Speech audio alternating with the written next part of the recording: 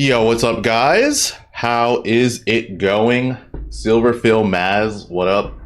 Um, Slick Ricky, what up?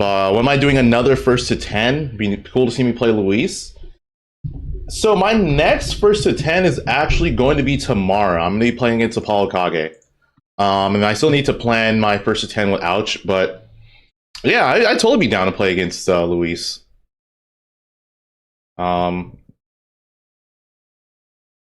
Need to hit him up, but yeah, let me just post it on live.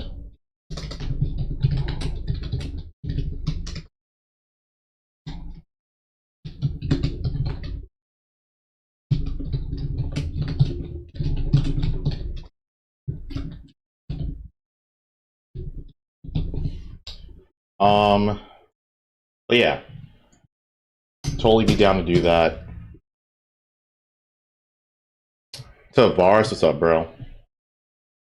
Watch party time, kinda, kind of, yeah. Okay.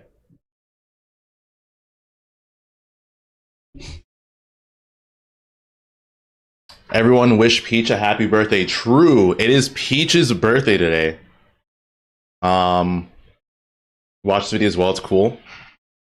Razio, thank you. Have I seen the new? I've heard about it. Like, I did see Jazzo tweeted that it was it felt like he was playing offline. So I definitely need to look into getting it. A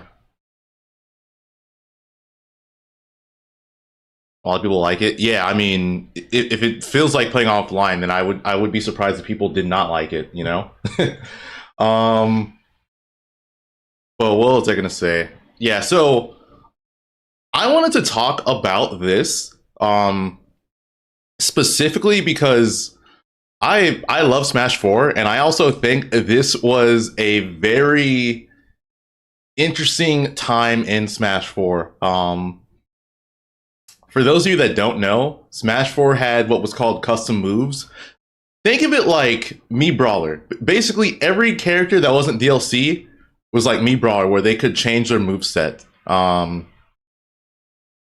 Yeah, there was like the only difference was that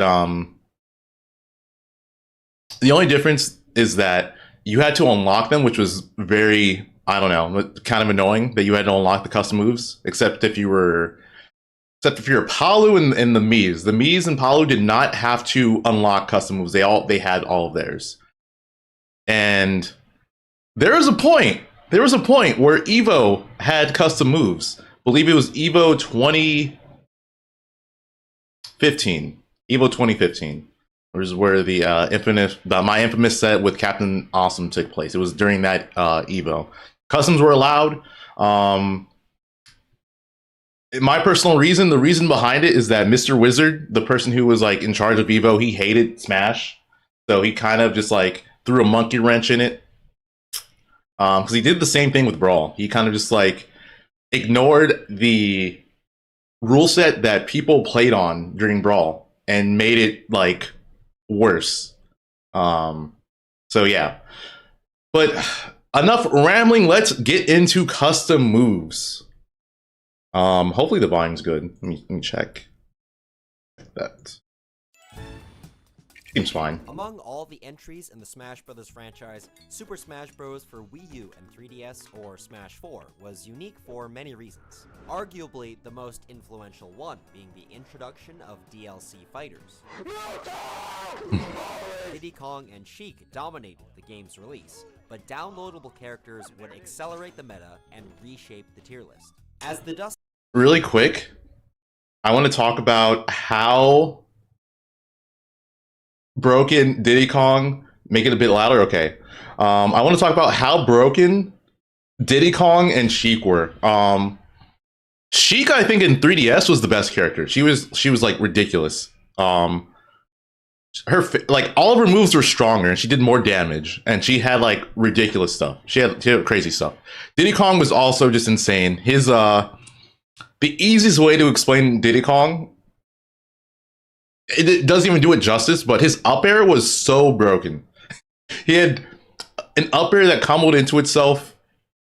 It was fast, and it had like the knockback growth of a smash attack. So basically, it was ridiculous. It was insane.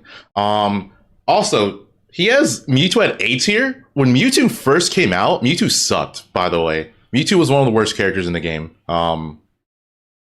He did end up becoming like a top tier, but that was only because he was buffed like a lot. He's one of the most buffed characters in 4. Anyways. Settled with Smash 4's last update, and Ultimate on the horizon to become the next mainstream Smash title, the final tier list established the clear hierarchy. Cloud, and most notoriously Bayonetta, as not only the strongest DLC characters, but the strongest fighters. Oh no! Overall. Or did it? What if I told you that there was a character? There better not be more of me getting fared by Bayo. That's all I'm saying. I don't need that. I don't need that. I don't need those flashbacks, bro. I don't need those flashbacks. With kill confirms at ridiculously low percentages, some of the best movement in the game. A customizable moveset, a character so broken that they were banned less than a year after the game's release. Yep. Let's talk about the real best character in Smash 4.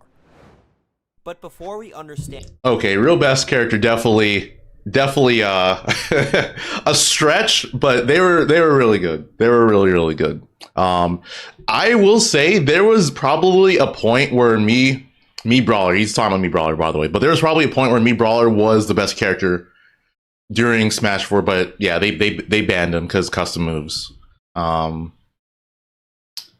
But better than Bayo, I doubt that. And who the most broken character in Smash 4 is, we have to talk about what broke the game first, long before Bayonetta was even announced. Let me introduce you to one of the most unique, broken, and spinning Kong mechanics in the series, custom moves.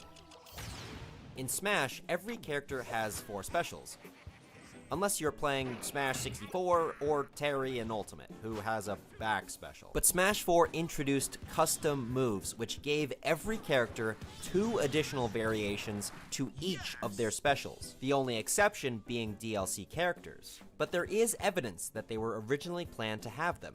Mewtwo had some cryptic custom specials hidden within the code of the game. That looks Shadow weird. Ball's first custom variation becomes an invisible projectile, and it also teleports Mewtwo to the right regardless of which direction they're facing. If fully charged, Mewtwo becomes unable to move, but doesn't receive any knockback. The second variation shoots a useless version of his side special, Confusion, which normally grabs opponents and spins them around before releasing them. And again, when fully charged, leaves Mewtwo stuck forever. But this leads to some very weird interactions, especially with Final Smash. What am I looking at? The custom side special acts identical to the default version of the move, while the second grabs opponents forever, being an unintended reference to that horrific glitch in Melee. I was just thinking about that. Yeah, there was like a glitch in Melee where you could just have someone stuck on you. Mewtwo's custom up B either crashes the game or becomes his down special Disable. And Mewtwo's down special either crashes the game when used on the ground or slows down the game. I guess they had to test which time somehow. But these forgotten moves weren't limited to just one character. Nearly every fighter was initially intended to have 3 customs for each of their specials. Mario, for example, was supposed to have a version of Flood that did electric damage. Ike and King DDD's up special would fall to the ground slower. For characters with projectiles, most didn't spawn in at all. When testing Palutena's unused specials, her movement becomes completely corrupted. And Ness's new PK Thunder would also crash the game. Another scrapped detail is that Kirby might have been able to copy custom specials too. Now, I'm no programmer. That would be crazy. 12 additional moves for each character doesn't sound easy. 8 already seems like enough work for the developers. However, not all custom moves were given equal attention. A majority of customs are slight variations to speed or power. But Mega Man is unique for having source material inspired custom moves with their own individual assets. And a few Yeah, I will say Mega Man's was really cool.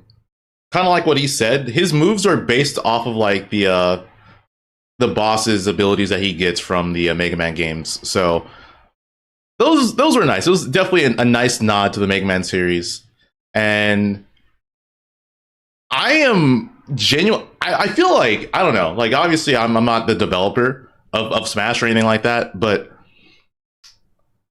having that many custom moves just sounds ridiculous. I feel like maybe they just like changed them at some point, and that wasn't the plan. But who knows? Sakurai is definitely a mad genius, and he would do something like that. Fighters also have some Easter eggs in their custom moves as well. So you just had that the entire time? Some moves also have very... I need to go back. This is so stupid. Like, he just used... Like, that's how he uses his sword in the game. That's, like, so... I feel like at that point, I would have just preferred them not add that. So you just had that the entire time? Some moves also have very unique properties and concepts. With the sheer amount of moves available, it's no surprise that some of them are garbage and some of them are...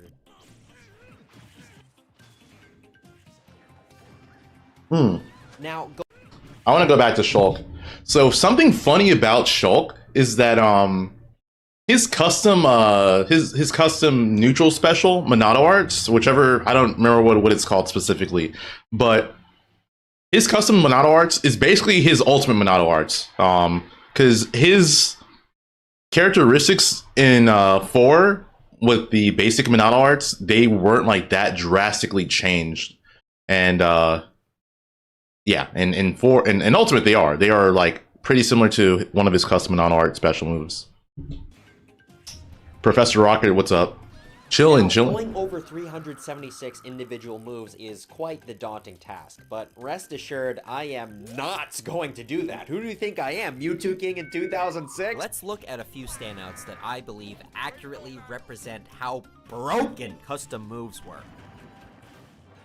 Falcon and Pikachu had an infinite combo with their Lightning Kick, Thunder Wave, and Meteor Smashing Quick Attack.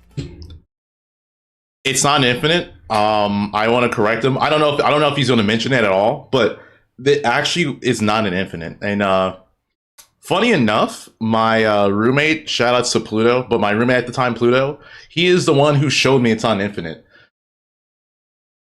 It's the only reason why people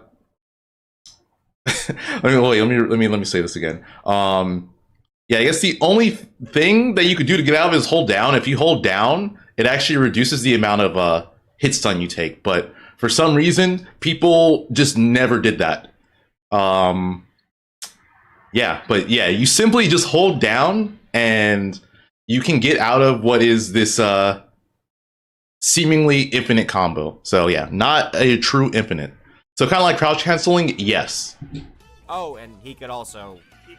Yeah, that's ridiculous. Donkey Kong could become an airbender Yep. with his Storm Punch and Kong Sideway, Yep. which had invincibility upon startup, super armor throughout the move, a giant wind box that sucked opponents into you, and could be auto-canceled. This move is one of the most... Donkey Kong was like one of the most toxic characters with customs. It was... it was an experience. Very, very toxic. Basically, he had Meta Knight Tornado and Brawl, except it was like, in some ways, kind of better.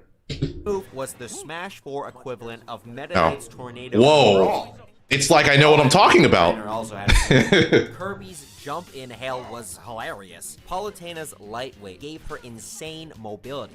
There was a cooldown period where you were slower than usual. He's not about to glitch, right? Glitch let you Yep. bypass this. Her side special, Super Speed, was Spin Dash. very similar to Sonic's Spin Dash. The Yep. difference being you were completely actionable during the move.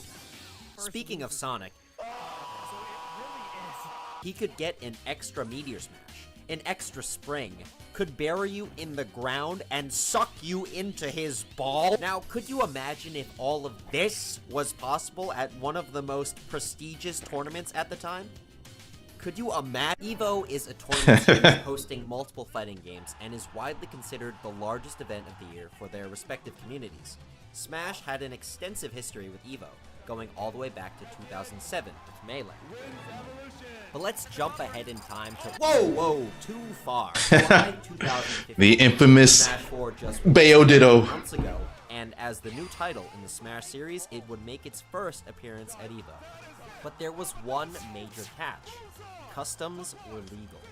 And with custom moves being on for the largest tournament in the game's history at the time, tournaments leading up to EVO followed suit. Players would discover the ridiculous power of these moves and began crafting the most... Why is he showing me getting my ass kicked? All right, anyways, what I wanted to say is that, like I said earlier before I started the video, no one wanted customs. No one wanted customs. It's just that, like, the person who was in charge of EVO, they made it happen. And again, I feel like they had some sort of vendetta against Smash, because even during Brawl, they made items legal, even though no one was running that rule set. So he kind of made what could have been the biggest Brawl tournament ever, just like not, because people didn't want to attend a tournament that had items on. Anyways, let's get into that. Hopefully he shows me. Hopefully he shows a clip of me, like, you know, doing stuff. You know, that would be nice, instead of me getting my ass kicked. Revolving around them. That was crazy. And the jank. There it is, and who wins? Whoa. What's the rule? What's the rule? What's the ruling? There was plenty of that. He's gonna only they do it. What? Why did he do it again? Soon enough. Okay. Fateful weekend in July. Mayhem. Yeah, that's right. I did that.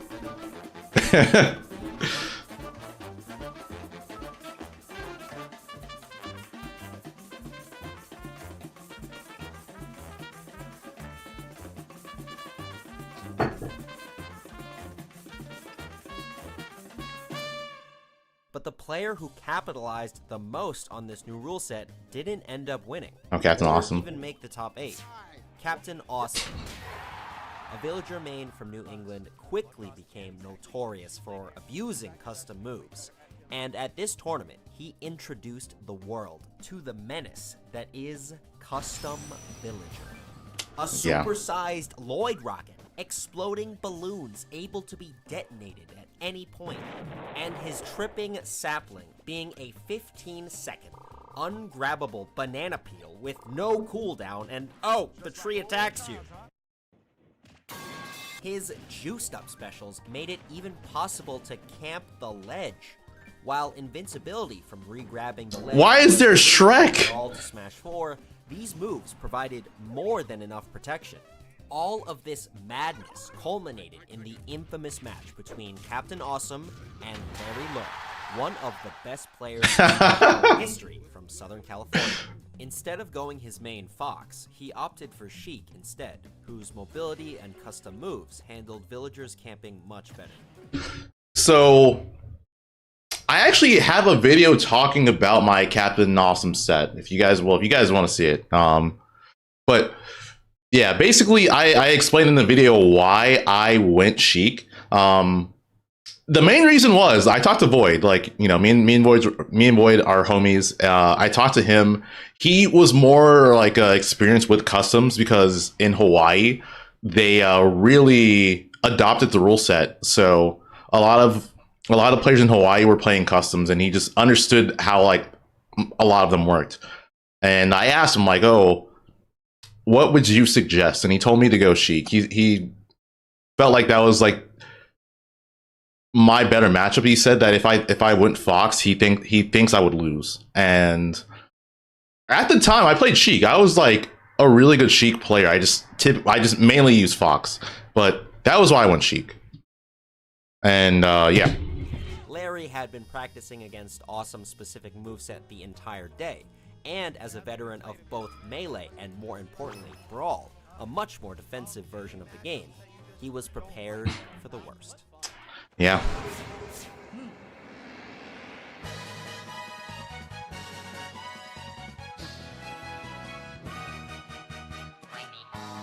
Yo. All right, this is I mean, I like the compilation, but it's just like it's just a camp fest. Okay, yeah. Speed up.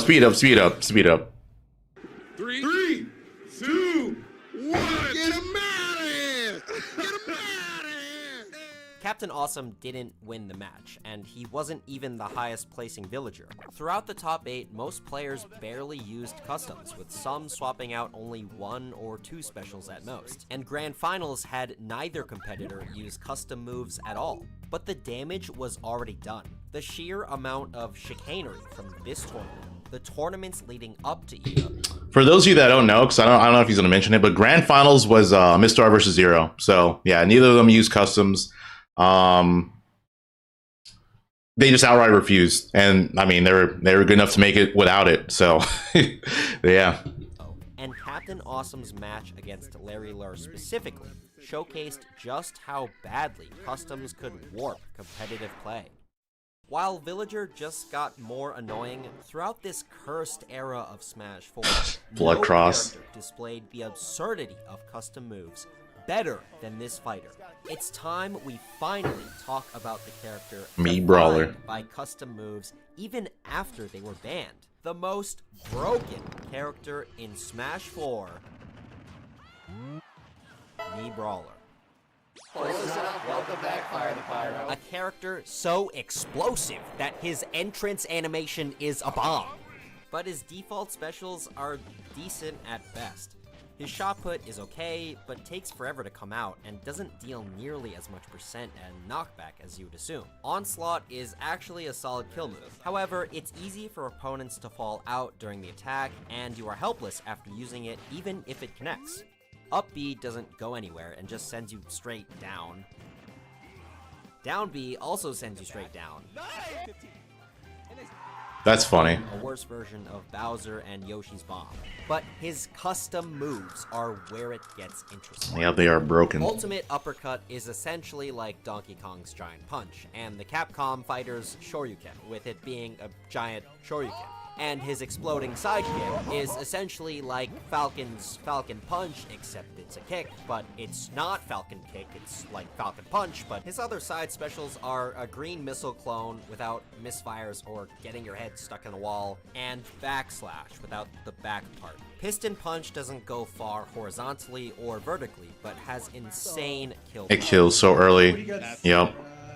But Helicopter Kick is the move that defined MeBrawler and bestowed them with ludicrous amounts of kill power. Helicopter Kick and Piston Punch both benefited from Rage, a mechanic introduced in Smash 4, which increased the knockback of your moves the more percent you had. But like other new introductions to the series, Rage still had a few oversights that weren't fully accounted for in competitive. Still had a percent. So I guess I want to explain this. Series Rage. There were certain characters that they had like these crazy like death combos with Rage. So Peach right there has one of them. If you get hit with up B with Peach in its max Rage, it is pretty ridiculous.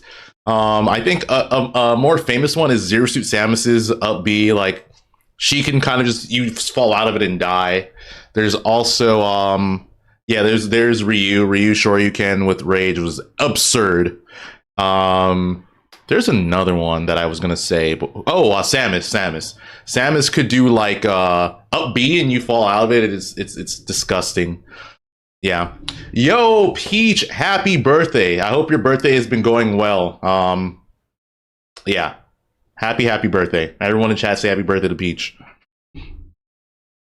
Yeah, there's also Mario. Mario's just like it's funny because Mario can do a similar thing in Ultimate still, but it was definitely more ridiculous with in Smash 4. Still had a few oversights that weren't fully accounted for. Yeah, and then that's basically it's similar to how Zero Suit's up B works, where you just fall out of the initial or you fall out of the hits, so you just get sent like crazy high up.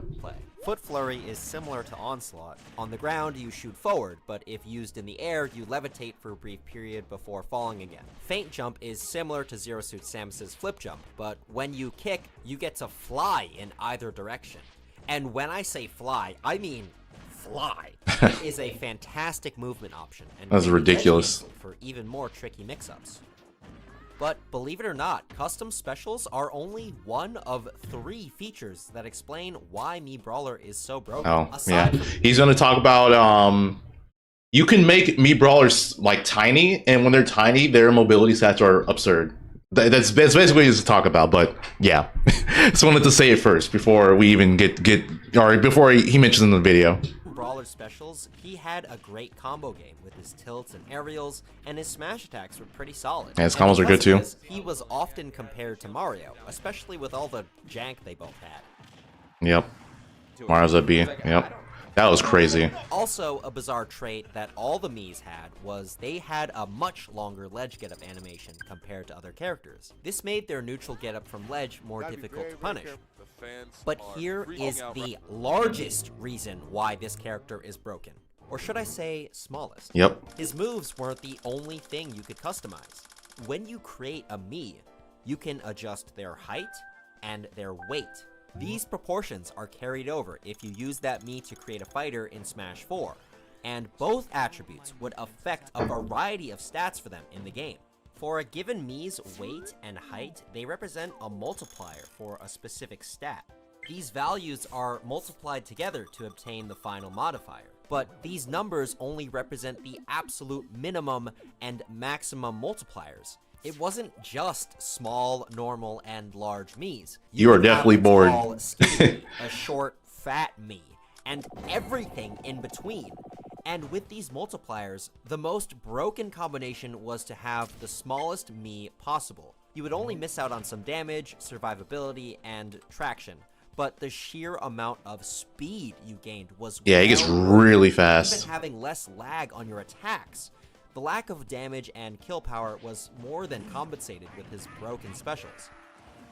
His perfect pivot, a widely used tech throughout Smash 4, was the longest in the game, along with having the best airspeed in the game by a sizable margin, the 6th fastest run speed. His combos became easier because of the lower ending lag. His airspeed allowed him to drift back to stage after hitting a helicopter kick closer to the blast zone. You could create a monster in Mii Maker, and it wasn't only because he could take stocks early. He could easily run out the clock after taking an early stock with his insane mobility. On the other side of the spectrum, the Chungus Mii isn't really worth it simply because of how slow they are. So most players opted for small. What I will say is, with customs, you're probably not going to like run out mobility. Or sorry. Hold on, let me fix this. What did I do? Why did I pin this? Hold on. There we go. But what I was gonna say is, you're probably not going to run out the timer. And in fact, I feel like in Smash 4, like matches going to time outside of like, you know, like the Captain Awesome stuff wasn't like that likely unless you had like Sonic versus someone, but yeah, it was difficult to run out the timer, and like in a lot of cases wasn't even worth it because you know, Smash 4 was played with 2 stocks, and then the other thing too was that if you're fighting a character that has like that can abuse rage, you're playing a very dangerous game. Like it's in a lot of cases it's just not worth trying to time out your opponent in Smash 4. Brawler. But why was Mii Brawler and the other non-game-breaking Sword Fighter and Gunner Miis banned as well? Smash 4 is no stranger to jank, and while Small Brawler was certainly broken during the short period it was legal, Bayonetta in the same amount of time warped the meta far more dramatically.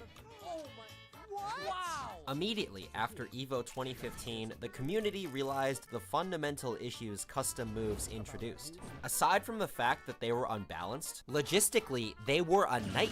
I haven't even mentioned this yet, but you had to unlock the moves themselves. Aside from the Miis and Palutena, players had to unlock all 376 moves through minigames, with the possibility of repeats. And this is all just to have a single usable setup for a tournament.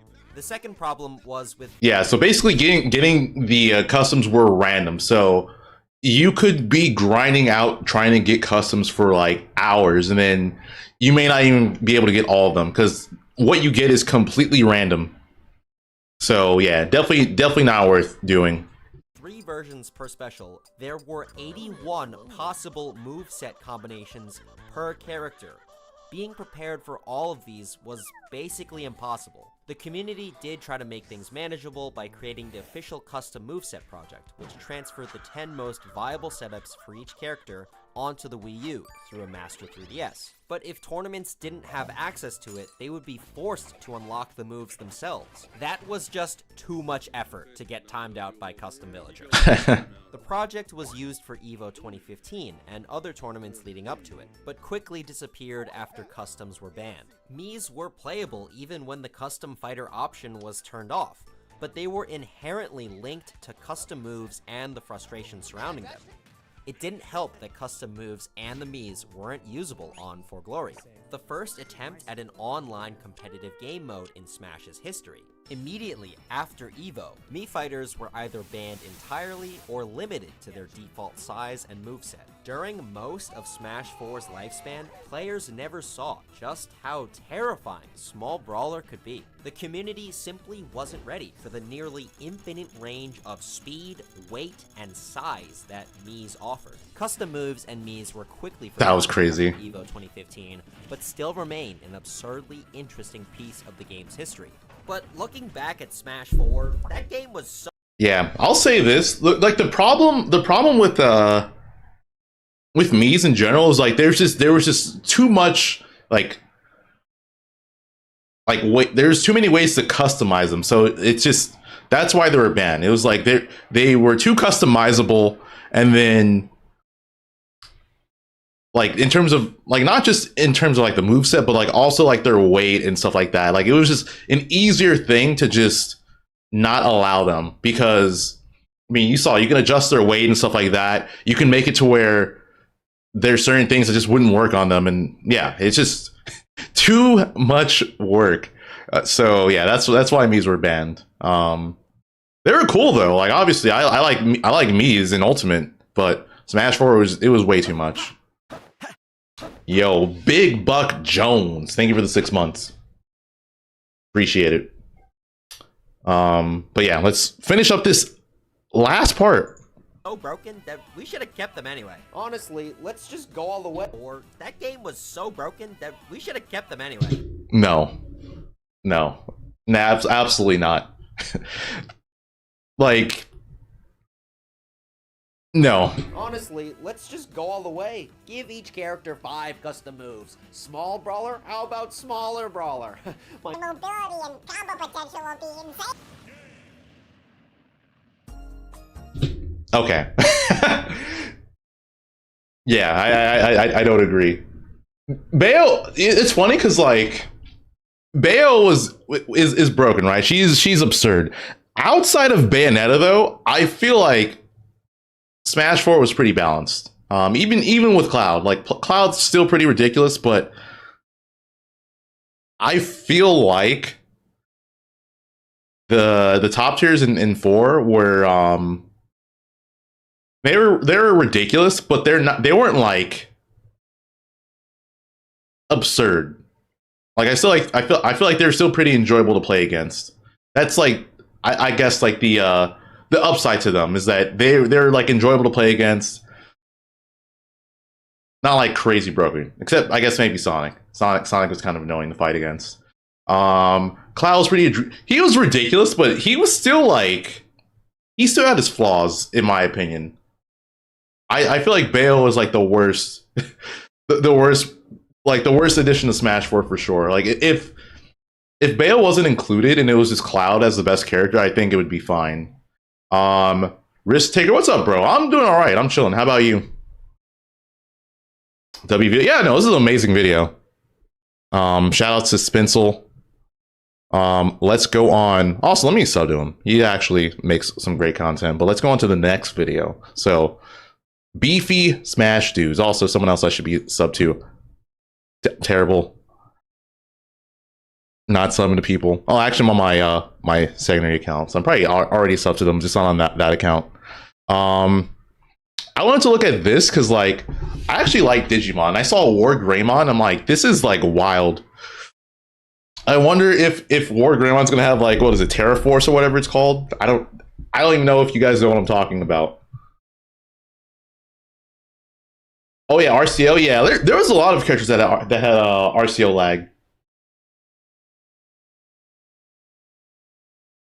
Yeah, another scenario where there was plenty of character diversity until the top tier DLC showed up. Yeah. But still, it was like, to be honest, I feel like it was mostly Bayo. Because Cloud, even though Cloud was like absurd, he had his flaws. Like, he struggled against the grapplers, like, you know, Bowser and Donkey Kong gave him trouble. They did Paper Mario. Knock off Pokemon. Hey, bro, I don't care. I don't care. Digimon at least there's variety. They have some absurd Pokemon or some absurd Digimon. I said Pokemon, I feel terrible. But they have some absurd Digimon. Alright, let's look at this. Bunch of Pokemon, but now it's time for the Digimon. Digimon. Over here we say Digimon. Wargreymon. Digimon? Masterclaw, this is an early build. He gave us early access, so big shoutouts to him. Let's check him out. Movement. I feel like the early stages of game metas are more fun. Is the slowest run Oh, he's slow as hell. Okay. I feel like they're more fun because people are still figuring out stuff. I think that's like the thing. Like there's like a I guess let me pause to talk about it. There's just like, you know, like I feel like there's an endless possibility because we don't know anything. So that's what makes it more fun. It's just like the lack of knowledge and people learning things. But it just depends because like there's some games where like once they're figured out, people still enjoy them. All right. Anyways, Double jab. Alright, so this is the kill move at 100%. Charizard. Yeah, Charizard could do well against Whoa. Cloud and 4 as well. Yeah, Warwick. Yeah, you can angle that. Okay, but it's even faster. that looks weird. Two-frame punish. Down tilt. Oh, that's a nice down tilt. Oh yeah, this pops up nice. Combos. Up tilt. Okay, wait, who Dude, has that? that is a lot of range, honestly. Yeah. Oh, wait, for the grab? Charizard Rage Up B. Okay, it's a normal grab. Pummel with the knee and down. Oh, this Are any of them Smash? But they could be. Kinda, it looks like it. Dude, I'd pop off if there was a Digimon added in Smash. Yeah, back Because they probably Digivolve as well. throw. Wait, isn't that... I feel like that would be the mechanic they would add. They just like make them Digivolve. That's Corin. That is Corin. But maybe better, because I really don't like Corin. But this Yeah, one Corin is super slow. this connects better as well, I think. Yeah, he gave him Wolf forward tilt, and then it's just like a combo of different moves. Wow. What is that? You can angle that. That's forward smash? It's very similar to Samus, yeah. Buff. Oh, that's forward smash. Look at the shield. Like what it, like you can, We are flying. you can flap your wings. Down smash. Boom. Interesting. Okay, just in front. Points at it. Blast. Oh, he's like, is he like a heavy? He seems pretty He heavy. feels to hit hard, right? But what if he does a backflip now? No. Okay. That's like Greninja. But it's Fire Greninja. Yep, But it's sick. Okay. Yeah. that's definitely Greninja. Wait, it knocks sideways. Yeah, not excited. Okay, this is cool. And now for the aerials, I'm very curious. What is that? Area like all around him. This is his neutral air. Whoa. You can like drag Yeah. someone Nah. Four there. They done Shadow and Tells. Oh, it's down. Wow. Oh my god. Yeah, I've seen they've done a lot of characters. That's a chic forward air on a heavy It's like Wolf Fair. with claws. or Wolf. Yeah, Wolf Chic has a lot of range. Oh, is that Bowser? Back air. Actually, yeah, it looks more like Bowser. Okay. No. Boy, but it's kind of slow. Whose bear is that? Yeah, but it kills. Up air. That's like the Fire Emblem up air. Kills. Oh wait, what? Oh, a hero. Yeah, there we go. That's Hero Bear. Yeah, like he takes so long for all of the Yeah. areas, I feel This like. one is so slow. But it has a landing hit. Yeah, you can. It's like Sephiroth, right? Yeah, yeah, But like. Oh, smaller. I guess let me pause and say this. So I am gonna go live again later on today. I'm gonna be playing against Nico. So yeah, if you guys enjoy watching me play, I am gonna be playing offline with Nico later tonight. Probably around 6 p.m. Pacific, roughly. Unless Nico bails on me. Which is possible. But we'll see. Call Nico a nerd for you. I got you. Way smaller. Okay, and for the down air. Oh, Okay, this is also kind of FTP's Mewtwo video. Slower, like way slower, but more hard hitting, I guess. Yeah. It's like a wolf down air. Done. Like I thought the Nico disappearing act is real. Oh yeah, absolutely. And now for the special moves. Let's see it. Neutral beam. very curious. Oh, Terra Force, right? Good bomb. Yeah. Yeah, it is Terra Force. 33. That's sick. I forget what I saw like a video talking about Black War Greymon and how he just like spammed this. His was called Terra Destroyer though. He would just spam Terra Destroyer for no reason. Stop. Also, it looked way bigger in the show. Like it was like a giant ass spear bomb. He would just like go like that and throw it. It's pretty laggy. Wow. That's cool. Yeah, you go through your stunt, and like if I hit you on the end, is there like some kind of sweet spot? No. It always stuns, right? Doesn't matter where you are. And in the air? Oh, you don't Oh, you get. can jump out. Oh, it's Yeah. a good recovery, honestly. Yeah. Reminds me of Clarin from Rivals.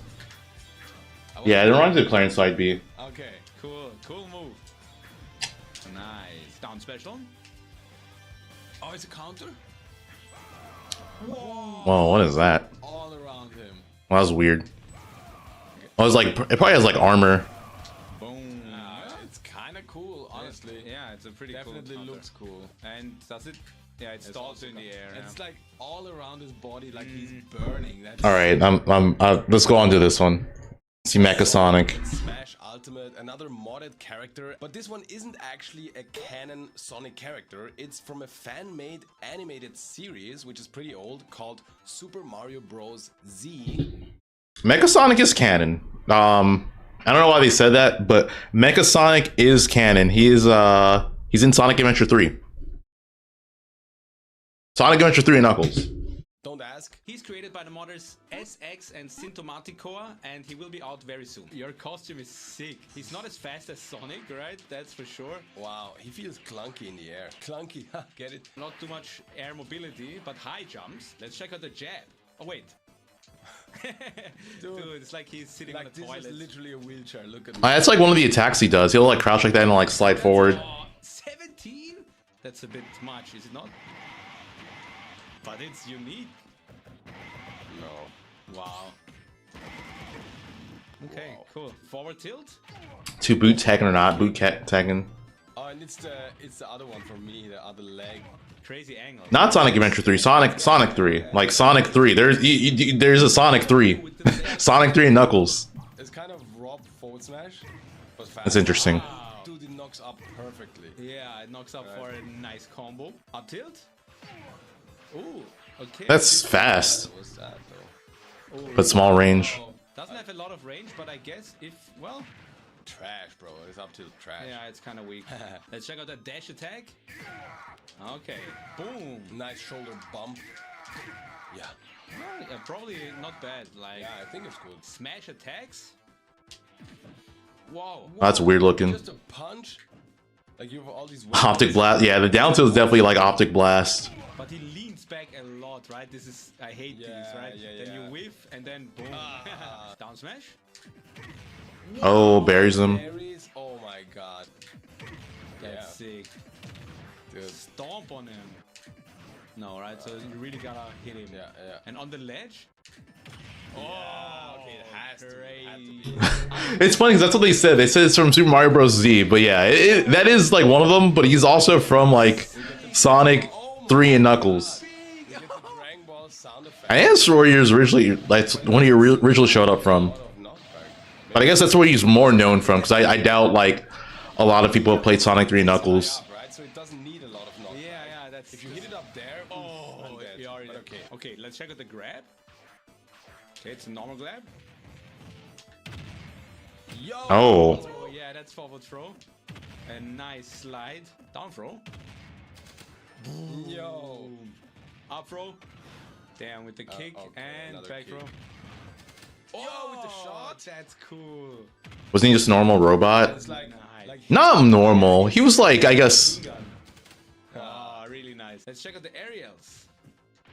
yeah, like for Knuckles, he was like the main villain for Knuckles playthrough. and he always uses the wheel leg.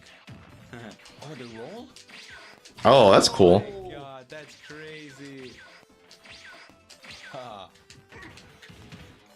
See? Jab block. Forward there. Oh, that's Oh, it's from freaking Sonic Battle. doesn't always spike, right? Only at the tip, right? This spikes, then jump. Yeah, Okay. But I love this forward air. Like, I played some Project M Sonic back in the day when... Sonic 3 Knuckles is yeah, so much fun. Up air? That's definitely one of my favorites. Okay, I was expecting something like that, honestly. yeah. But this is... That's cool up here. At least. Ooh. Wait, does he have a wall jump? Oh, what the hell is this? That's such a tiny wall jump. Like barely a wall jump. That's such a tiny wall jump. It's so short. Yeah. Now the back air. Ooh. No drop kick. Double kick. Double? Yeah, both. Yeah, but it's only one hit. Oh yeah, it's only one hit, but like both legs. That's Oh, what this seems fast and strong, yeah. And the down air. What? Oh no. Ganon. He's Ganon. Yeah, that's... Like that. Can't tell me otherwise. Yeah. Yush. Okay, that's the second But spike. it does fit. Well, time for the specials. Neutral B. Oh, Oh, that's clean. this looks so Laser. Oh, I thought it was to be like a giant laser. really good. Okay, let me hit you. Okay. Yeah. Nice charge shot. Now, side B. Missile. Oh. Okay. Oh, what? Oh, what? That. I can hold it. Oh, now I'm out. Yeah. But that is so funny. But you can also do smash, and then it does this. Okay, so this is like the tilt. Oh, it does have knockback. Only if you're When I'm close really enough. close. Yeah. Okay, but you can't angle But it. come on, this is so bad, is it not? Yeah, I feel like this is bad. This one is way more useful, I think. You can cover and then do something, yeah. Down B. Findash. Yeah. Oh, wow. Yeah. I'd figure. Okay, that's sick. In the air? Oof. Yeah, that's how it is in the Sonic game too. Charge it, then that's just one move. Okay, let me hit that. Let me hit You're that. not in free fall though. Oh, and then... Okay, but it's so laggy. Look, Whoa. you can't combo, but, Nah. it's a cool move. That's so laggy. What? I wonder what his up B is. Does he fly? So you are Wait, invincible. then hit me. Wow, Okay. you are invincible. Yeah, it's there. like somewhat of a counter. What happens if you do this against the wall? It stops. Can you like do it to the ledge? No, it doesn't grab ledge. Finally, the up special. It teleports. Oh, he does like a little kick there, so jump up. Oh. Ah. Oh, I get shorn. don't hold it. Oh, okay. Oh, so it's teleport. Wow. No, you can just... Yeah, you can just decide where you want to go. So let me hit you once. No. No. Oh, there you Oh, go. the spikes. Oh, that's cool. So, 3 spikes. You... Oh, that's sick. What? Oh, this is bad. Okay, I guess he does grab ledge, but he will never sweet spot, right? Let's check out the taunts. I'm mad they didn't hit it off stage. All right, I'm gonna go on to the next thing. This one's longer, but I think it's interesting. Fighting games are terrible products. It's like an hour long, well, 52 minutes. Before I watch that though, I'm gonna take a brief break, so I'll be right back.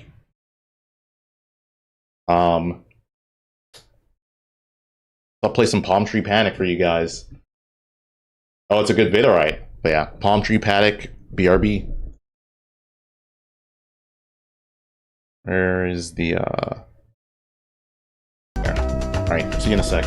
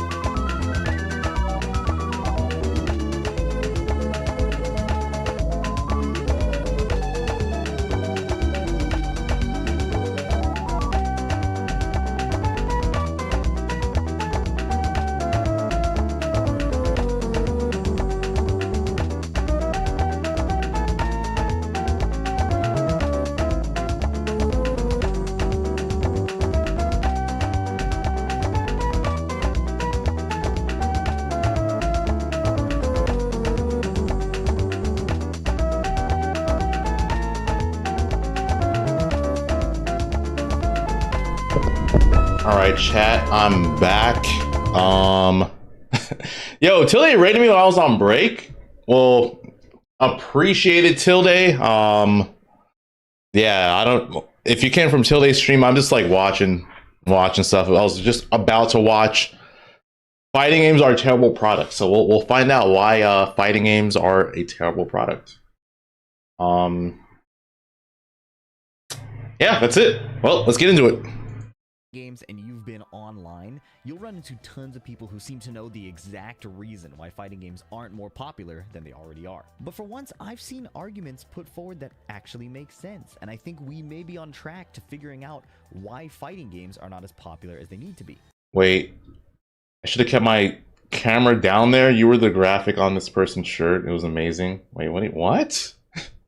Oh. Well, you saw this title in the title. You'll know that the argument is that fighting games are bad video game products. Chip with the 68, also 6'7" was so good. They gave me 6'8". Yo, appreciate it, Chip. Hope you're doing well. If you're not familiar with this guy, I'll introduce him in a second. Basically, it's a super long and well-written write-up. I want to give you some of the highlights of what I think the key points are, and then we'll finish off by reading the entire article, because I think the only way to really do this article justice and to understand his arguments is to go through the whole thing. But he has some really good points that I want to touch on initially. So the writer, Six Wheatbix, he is a developer and fighting game player, an enthusiast. So he's actually made the Weiwu Wank website. This is a third-party Tekken website that has ELO for people around the world and leaderboards, the kind of thing we would hope that Tekken would have in-game. But yeah, it does all of this stat tracking of all your matches, and you get a little line graph of your progression. It's pretty cool stuff. He's also made the Weiwu Wiki. So Tekken is known for not really having like a dust loop or any kind of a central resource. He has your birthday Saturday? Yo, to do this, even back happy early birthday, bro. He really cares about fighting games. He really cares about Tekken, and his article really reflects that passion. So before we get into the article, let me just point out some things I really enjoyed about it. Here's a key point. Many in the FGC are cynical about the broader gaming market, or just people in general. No team equals no excuses, so fighting games can never be popular like team games are. No RNG means it's too brutal to the ego, so fighting games can never be popular like card games, or they need skill flattening mechanics. Fighting games are just like RTS and arena shooters, all doomed genres, which people are brain rotted and need instant gratification, so hard games can't be popular anymore. Dark Souls. Immediate counter argument. The only hard games with any audience now are those with established legacies like Counter-Strike. It's impossible to compete with established players. You can't convince anyone to play anything not called Street Fighter. People won't play fighting games that aren't using an existing IP. And he has a great counter-argument right away. This perspective just doesn't hold up at all, with even a cursory glance at the broader market. Chess is a 1v1 game with no RNG. It has only gotten more and more popular over time, primarily due to Chess.com and Lichess making the game more accessible. Hint, improved product design. Chess.com alone has 10 million daily active users. This should be the absolute minimum total addressable market for a gladiatorial competitive game. 1v1 game with no RNG. 10 million daily active users. Another argument, Counter-Strike players counts have gone straight up for 12 years straight. This must necessarily be new players entering the tactical shooter genre, not just the game getting a larger share of the existing market over time, because there's no competitor that has lost these players over the same period. No competing game. Another point, Valorant was able to compete with Counter-Strike with a brand new IP, right? Doesn't have League of Legends characters, and without any substantial skill flattening mechanics. Its main competitive edge was having better anti-cheat and having higher tick rate servers. They answered pain points that CS players had. And Deadlock is unapologetically difficult, combining the strategic complexity of MOBAs with the execution demands of precision movement shooters. It's a completely new IP, and in an arguably completely new genre. While it's still an alpha, it has more players than every fighting game combined. Okay, so these FGC cynical arguments you hear all the time don't hold weight when you look at the wider gaming market. And so he also goes on to say, me versus Zero Game 5 Mexico Saga, maybe another time. And these points are all, they feel so simple at this point in 2026. Crossplay, single player content, anti-cheat, online netcode, matchmaking systems that quickly find evenly matched opponents with good connections, ranked systems that are accurate to player skill and not easily gamed, Tekken, practice modes that make it easy to test and get comprehensive details about the core game mechanics. The thing he says about this is like table stakes. This is the bare minimum to have a good game product. This isn't even his key point. right? So later on, he goes into specific details, and we'll read this in detail later, but I think his points are pretty good. The first one is to transplant the arcade into the digital realm. Providing the social experience of fighting games is something that these modern games, Street Fighter 6, Tekken 8, and Strive, have all tried to do, but it could be better. And I think he highlights a lot of cool ways to do that. Another thing too is he talks about menus being a bit more interactive. Like you have to go into the menu of the game and then go into the fight lounge. Whereas if you think of like Dragon Ball Fighters, when you boot into the game, you're immediately a little character and you teleport Yeah, it's really around cool. to different areas to access the different modes, right? Yeah, I feel like, in my personal opinion, like the reason why fighting games like, you know, Smash and like other FGC games just aren't as successful is because they aren't appealing to the broader audience. That's what it really comes down to. Like a lot of the game aspects are just not appealing to the broader audience, like especially with the online play. Like it's not allowing people to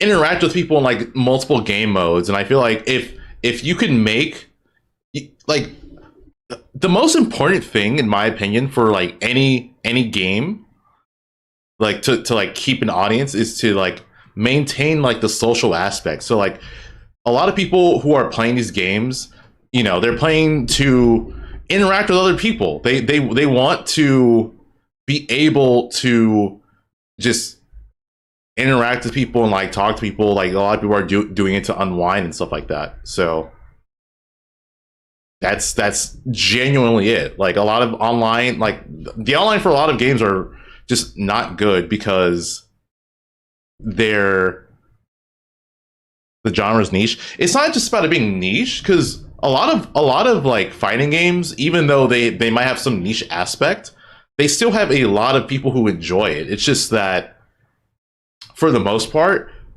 they're not appealing to the people to like want to do more, and it's because it's lacking that social aspect to it.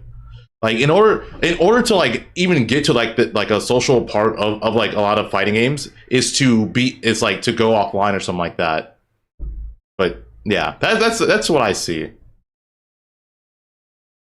Yeah, they're niche because they shoot themselves in exactly. It's like literally if you could have a fighting game where you can watch other people play and like talk to them while they're playing or something like that, or like you have like the hub, like kind of what they said with fighters, where you can interact with people, it would be so much easier. Like a lot of people don't play like fighting games to be the best like player. They play to like interact with people, or like it's like a socializing thing. And I think that a lot of fighting games fall short for that reason. It's just they just lack the social aspect of the of fighting games.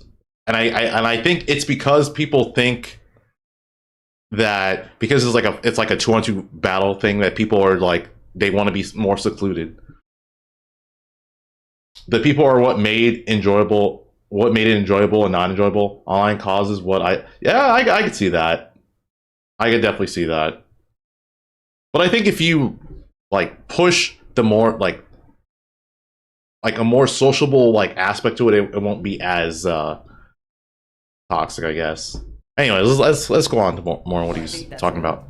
Good idea that other games could pick up on. You quickly load into the hub or whatever, and you pick your game mode in a low headache type of way. I think that would be a really strong choice. Also, Agent, what's up? His second goal is a story mode that cultivates an appreciation for the game's depth. So not just, oh, the story's interesting, but it actually demands that you play the game. And he cites games like Elden Ring, Sekiro, Hollow Knight, Cuphead, where they front load a bunch of difficulty. They don't treat you like somebody who can't play video games. Mm-hmm. Because if you think about fighting games as being the development of skill, or like you getting stronger, then wouldn't it make sense that the story mode reinforces that, and you have to do story mode things in order to get better? Be real, I feel like I never play fighting game story mode, so that could be the reason. I think it's a well thought out argument. And then he talks about single player modes that aren't just like, oh, here's a beat 'em up mode like Tekken Force, which I like those modes, but he brings up a good point here. If the fighting game had training routines, kind of like rhythm game charts, or like mini games where you like every successful Korean backdash Like tests you to be better. I could see that. that strikes the balance between sweaty ranked mode and kind of total brain off story mode, right? Where it doesn't involve the game's mechanics at all. These modes, if they give you a little dopamine for doing things successfully, blocking and punishing, or doing really complex defensive movements, that would be a good option. It takes a lot of work, but it's different from just practice mode where you're in a sandbox, right? Having actual routines given to you, like served on a plate, gives you something to engage with that isn't building your own drill every single time and not getting any feedback outside of, I'm feeling better about developing these skills. And then he talks about something that seems so obvious, just dress up and character customization, which we know is popular, but I didn't even think about it in this context, where dress to impress in Roblox has been the most popular game mode there for 2 years. That's wild. We have that kind of history in fighting games. Soul Calibur's character customization is amazing. And now that games are more online, this feels like a very untapped game mode idea. And he brings that up too. And like, I played Final Fantasy XIV also. And he mentions how even though the dress-up features are like in the Persona characters, it still is a huge point of engagement for players, to the point where people will just go in and dress up. You know what I mean? Like, not even there to play the majority of the game. And yeah, Souls fashion is extremely popular. All of those are really good key points, and I'll put up chapter markers and timestamps so you can kind of keep track of where we are, because the read, again, is pretty significant. But once again, Wheatbix putting together an absolutely amazing write-up, and I just wanted to give you the quick highlights early. Let's get into reading about it. Fighting games in 2026 are floundering, with everything not called Street Fighter 6 relegated to the trash bin of history. The worst and most likely outcome is that other studios look at this and think Street Fighter 6 is the destiny of the genre, and try to mimic it to regain some relevance. This will predictably fail, and the genre's future will ultimately be at the mercy of Street Fighter 7. I present another path forward, one that would allow the genre to genuinely evolve into something greater, rather than follow its current path of devolution into mediocrity and irrelevance. This vision is born from the following observations, which I will argue for. Number 1, fighting games are currently reaching roughly a tenth of their potential audience. Number 2, changing the core game mechanics will have almost no effect on the genre reaching this potential, which is probably a hot take to a lot of people, but the way he lays it out, I think it makes sense. Number 3, there are multiple other dimensions the genre can and must evolve along in order to reach this audience. First section here is a bit of history about video games and the fighting game era. Fighting games peaked in the early 90s. In this era, almost everyone who played video games had played fighting games. By the end of the decade, there were new genres developing with Quake and StarCraft, but the accessibility of the arcade could not be matched. You didn't need a LAN party or a dial-up internet to play against other players. They were just there. It also came with a built-in social environment that naturally addressed many of the issues modern fighting game players face, such as feeling lost, unable to improve, or ranked anxiety. You were having trouble, there was someone right there who had already been through it all and could talk you through it. But by the turn of the millennium, the competition from PCs and home consoles had ramped into full gear. Counter-Strike 1999 evolved the FPS genre into a team-based, more social experience. Halo 2001 and Xbox Live 2002 brought online matchmaking to the console. Grand Theft Auto I agree on that. dominated the industry, creating the 3D open-world genre almost entirely from scratch. World of Warcraft 2004 offered a persistent social world with endless progression. The Cambrian Explosion, I had to look that up. The Cambrian Explosion was like prehistoric event. He's a really good writer, so hold on. Here's what he's referencing. Interval of time, approximately 538 million years ago, a sudden radiation of complex... Shout out to Attack on Titan. All major animal... Just looking at that thing. Evolutionary Big Bang is my takeaway from that. The Cambrian explosion of video games from around 1998 to 2005 can't be overstated. Every genre was being pushed in every possible direction. New genres are being invented from thin air. Not only that, the home console and the internet made them far more accessible, allowing people to play whatever they want from the comfort of their own home. Many fighting games from this period are considered by fans of the genre as the best of all time. Here are the stats, but you know, we see Melee, Tekken 5, Soul Calibur 2, Tekken Tag 1, Marvel 2, Third Strike, insanely... I feel like one of the things too is that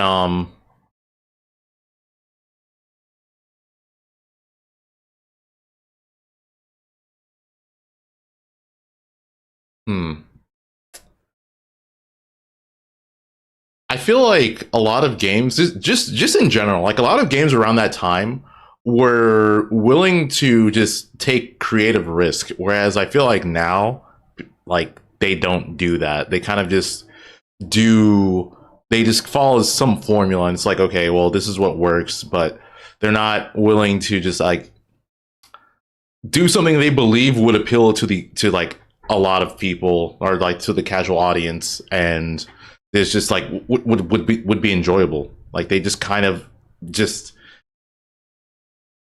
yeah, they're just kind of stuck in what is working, but the problem is like it's like not really working that well. It's just like it's acceptable, I guess. It's decent.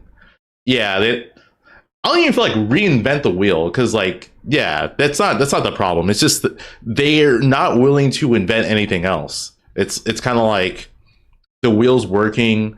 We're not going to even try to add on to it. We're just going to do the same thing. It's just going to be like kind of if we change it up, it's going to be something that's like kind of generic. Ziggy, you want to ask what my default hair length is? Dude, I don't know. Like, yeah, I have no clue. It's short. It's short as hell, as you can see. But yeah, I don't know. Anyways, let's go on to this. Popular games from this era. However, despite this critical acclaim, the genre's gross revenue declined over this period. While I guess something else I want to add. They also, especially now, I feel like this is a huge issue, not just in gaming, but in a lot of stuff in general. A lot of things are just like pulling nostalgia grabs, where they're too afraid to like try anything new, so they're just going to like make some similar edition that is like how it was in the past, and it's like, oh, I remember that, and like because I remember it like from a long time ago and I liked it, I'll get it. Like that's I feel like a huge issue in general, where like a lot of things are just nostalgia grabs. Right. Anyways.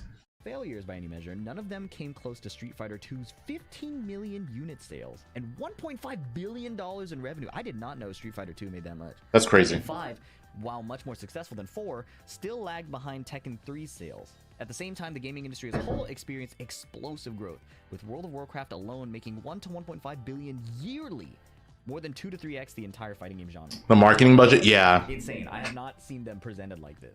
This stagnation went largely unnoticed at the time. Most major titles in the subsequent 2006 to 2013 period, I feel like the marketing budget wasn't that high for sure. Paid to the core game mechanics and little else. Many games had big departures in game mechanics from their previous titles, notably Street Fighter 4 compared to Third Strike. These changes were not necessarily good or bad. Some were appreciated by fans, some weren't. But to even bother debating if, say, Marvel vs. Capcom 3 is an improvement is pointless. There's no world in which it was getting people to play it who weren't still playing MVC2. There was no evolution, only refinement. It took upstarts in the genre with brand new IPs like Skullgirls and Killer Instinct, 2012 and 2013, to even attempt to make the genre playable online. 10 years after the rest of the industry was all in on online gaming. But these games lacked the resources and industry know-how to produce something genuinely competitive in the wider market. Thus, they didn't bring new players into the genre. Fighting game players are the only people who have ever... Also, Chip, thank you. ...were functionally tech demos for one singular thing that the sclerotic genre had been failing to deliver on. I know none of you know what that word means, because I didn't either. Sclerotic means Duke Nukem. Unresponsive, losing the ability to adapt. I mean, Guy was first though. Like, we're all getting so much smarter reading this. At this point, the commercial failure of the genre of fighting games was undeniable. Not only did its revenues continue to shrink, but the rest of the industry continued to grow. Fighting game developers panicked, attempting to reinvent themselves to evolve with the times, but they continued to do so in the only way they knew how, changing the core game mechanics. Alright, so that is what? 2006 to 2013, talking about a bunch of revenue. Games are going bigger, fighting games are getting smaller. So now he's talking about 2014 to 2020. This subsequent period of around 2014 to 2020 was the dark ages of fighting games. Sales were so abysmal that many developers were sideshows to their own publisher's mobile gacha slopware. The common view is that Street Fighter V was so bad that it brought the whole genre down with it, but this is a misdiagnosis. It was the inevitable result of continuing to pretend that they were still in the arcade era, that the core gameplay was the only thing that mattered. The games of this era are not that bad in terms of gameplay. Many would argue that games such as Tekken 7, Guilty Gear Xrd, Mortal Kombat X, and Soul Calibur 6 have the best gameplay those series have to offer. They were, however, completely unfit as products in the broader gaming market. And this is the entire thesis, right? Doing a ton of core mechanic work and creating poopy products over and over and over again. Yeah, this is up for debate, right? The Tekken 7... Yeah, I can see what he's going from. So it's like... they're focused way too much about the gameplay, but then like they're not really focused on the game as a whole, and that's like the important part of it. And I feel like that's a lot of games in general where they're kind of just they're not actual. It's not a complete game. It's like they'll have all these modes, but they're not really developed. It's just like, okay, well, we have like this online mode, we have rank mode, and then that's kind of it. But then if for people who want to enjoy the game outside of that, again, the casual experience, it's just not really there. So it kind of falls short for that reason.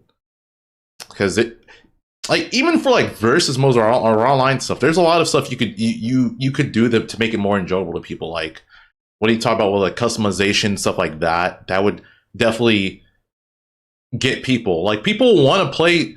If there's a game that just has like all this random stuff that people can enjoy, then people will continue to play the game. But they'll just focus on like a specific mechanic, and then they're like, they'll like live or die by it. Yeah, exactly, Joshua. I agree. It's like they're not focused on making the game a fun experience. They're focused on making the game what they think is like quote unquote good, but they're kind of missing out on like what is the most important thing about making a game in general. And it's just that people have fun with it and enjoy it. Exactly. There's modes thrown in, but it's like they're not fully developed. It's like, we'll give you this, but we're just kind of doing it because we feel it should have that, but we're not really going to like really put much thought into it.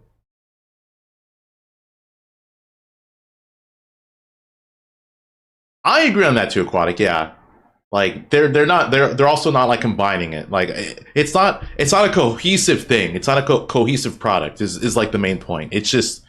It's kind of there, and then like they're like throwing things against the wall and seeing what works, and like, okay, well, these things are kind of good, so we'll include it, but they're not making it like a well-rounded like machine where like it's something that will appeal to the casual audience, and then like convert those casual audiences into like maybe more dedicated or competitive people. And it's just not like it's not a full cycle. It's not something that is fully developed yet.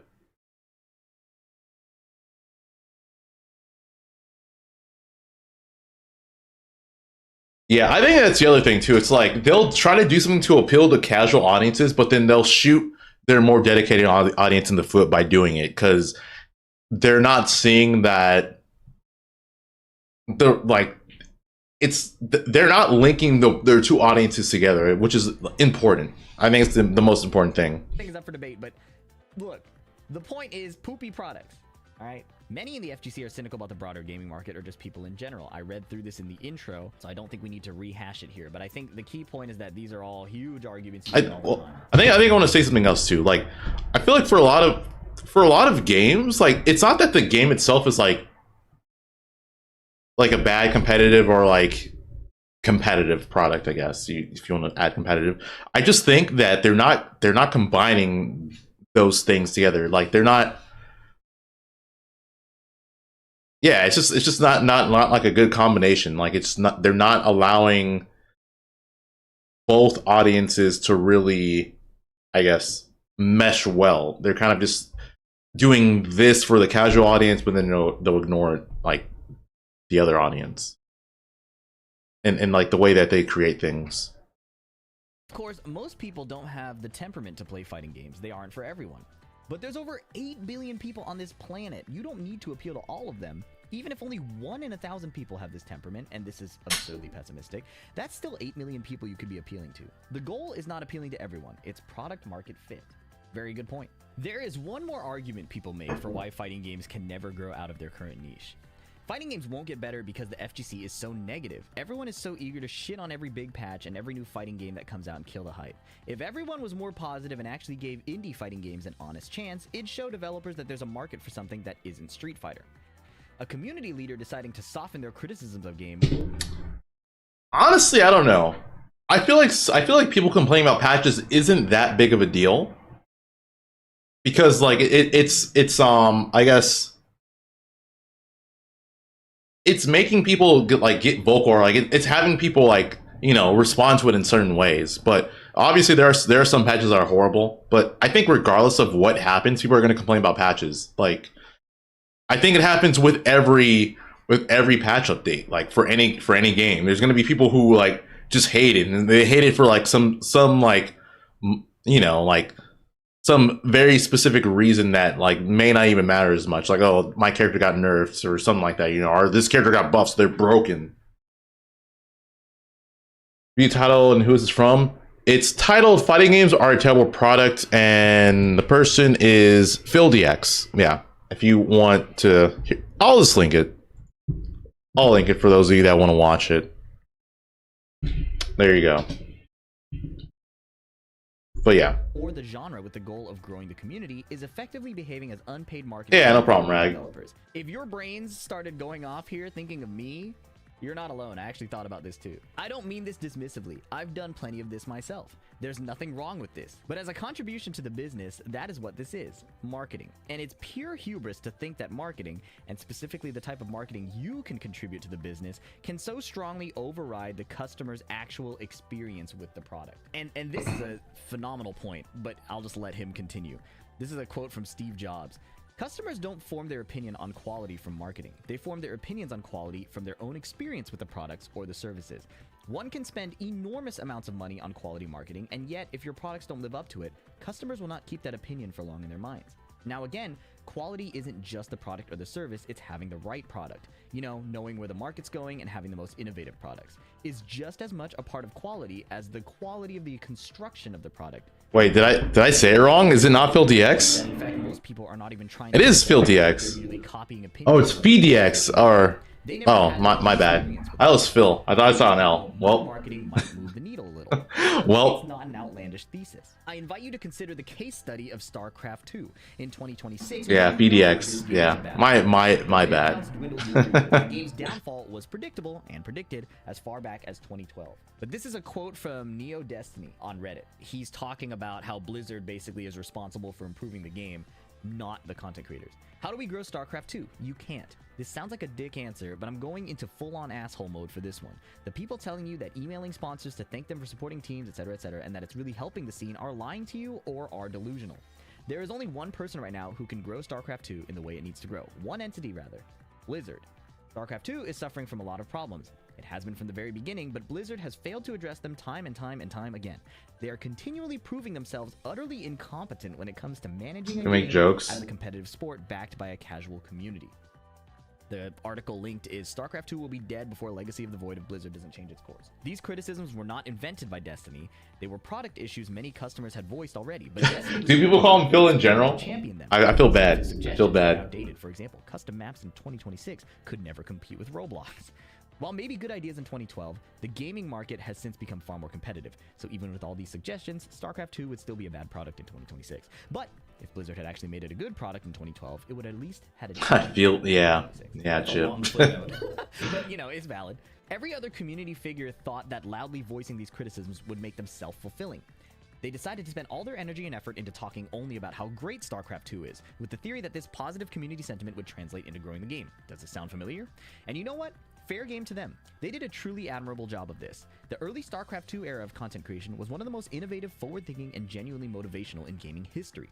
These people more or less pioneered live streaming and esports content creation, and yet, it didn't move the needle in the slightest. The game is still on life support. Meanwhile, the competitors that ate its lunch by being better products, League of Legends and Dota 2, are thriving despite having what are widely considered the most toxic communities in all of gaming. Okay, so this is an important wrap-up too. He's talking about...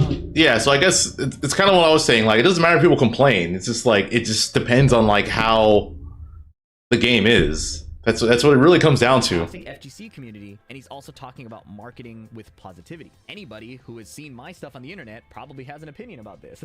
My take is somewhere in the middle. You can't get past the Steve Jobs point that quality through experience will always override whatever marketing got you into the thing in the first place, right? But I think that there's a lot of people simultaneously who won't get into Tekken because of the negativity around it. So is negativity responsible, like the sole reason why the games won't thrive? No, because we've seen League of Legends. I think it's just certain expectation, or there's an expectation from certain people to have the game cater to them in a specific way instead of the developers making it a safe and reliable cash cow. But that can only happen when the dev team is small and close to the community like Rebels 2. I want to attract an audience who like doing the things that I feel like even energizing, it's more fun. I don't like the idea of even then, like you don't want the community, you don't want the game to like cater to like a specific like people, you know? Like if it's a small amount of people, then it's not worth it. You want it to get the broader audience. I think it is good for it to cater to the more dedicated people, but it also needs to cater to the broader audience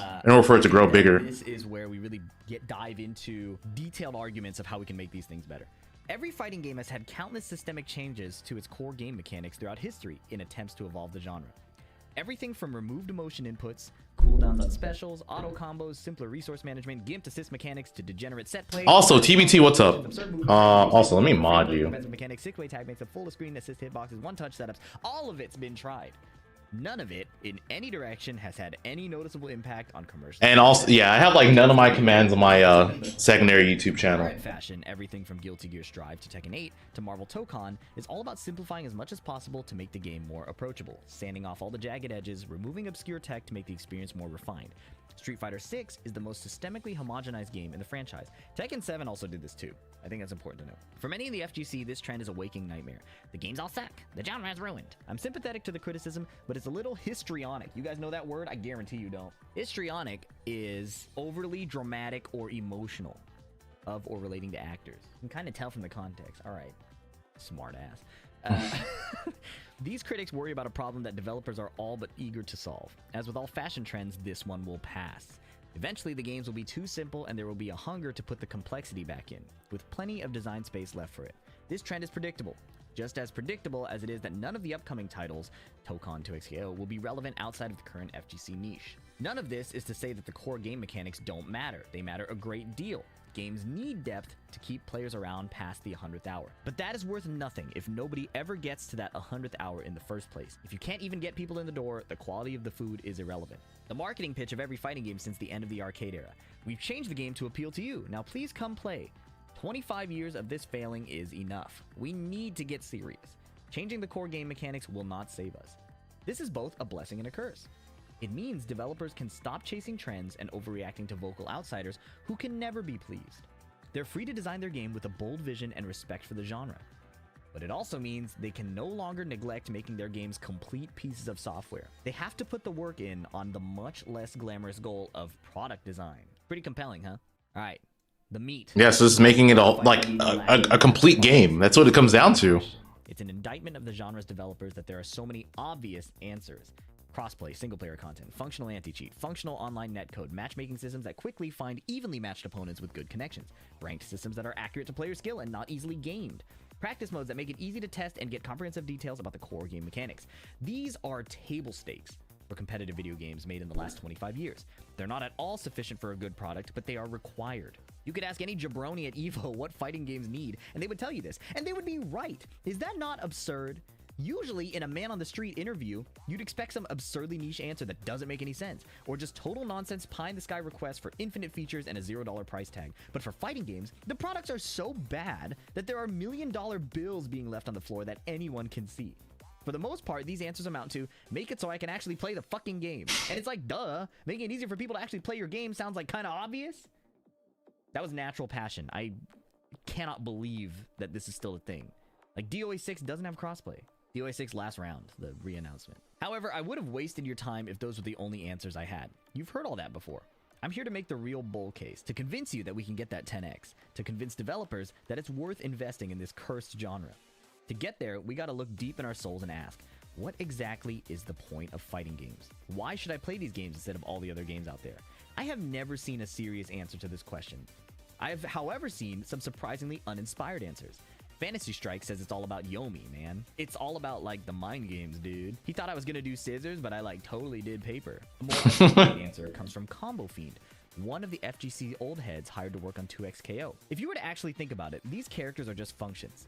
They're just doing things. Magneto, case in point, is a favorite because he has an 8-way dash and he's really fast, right? So our most technical players, all they want to do is triangle jump and that kind of stuff.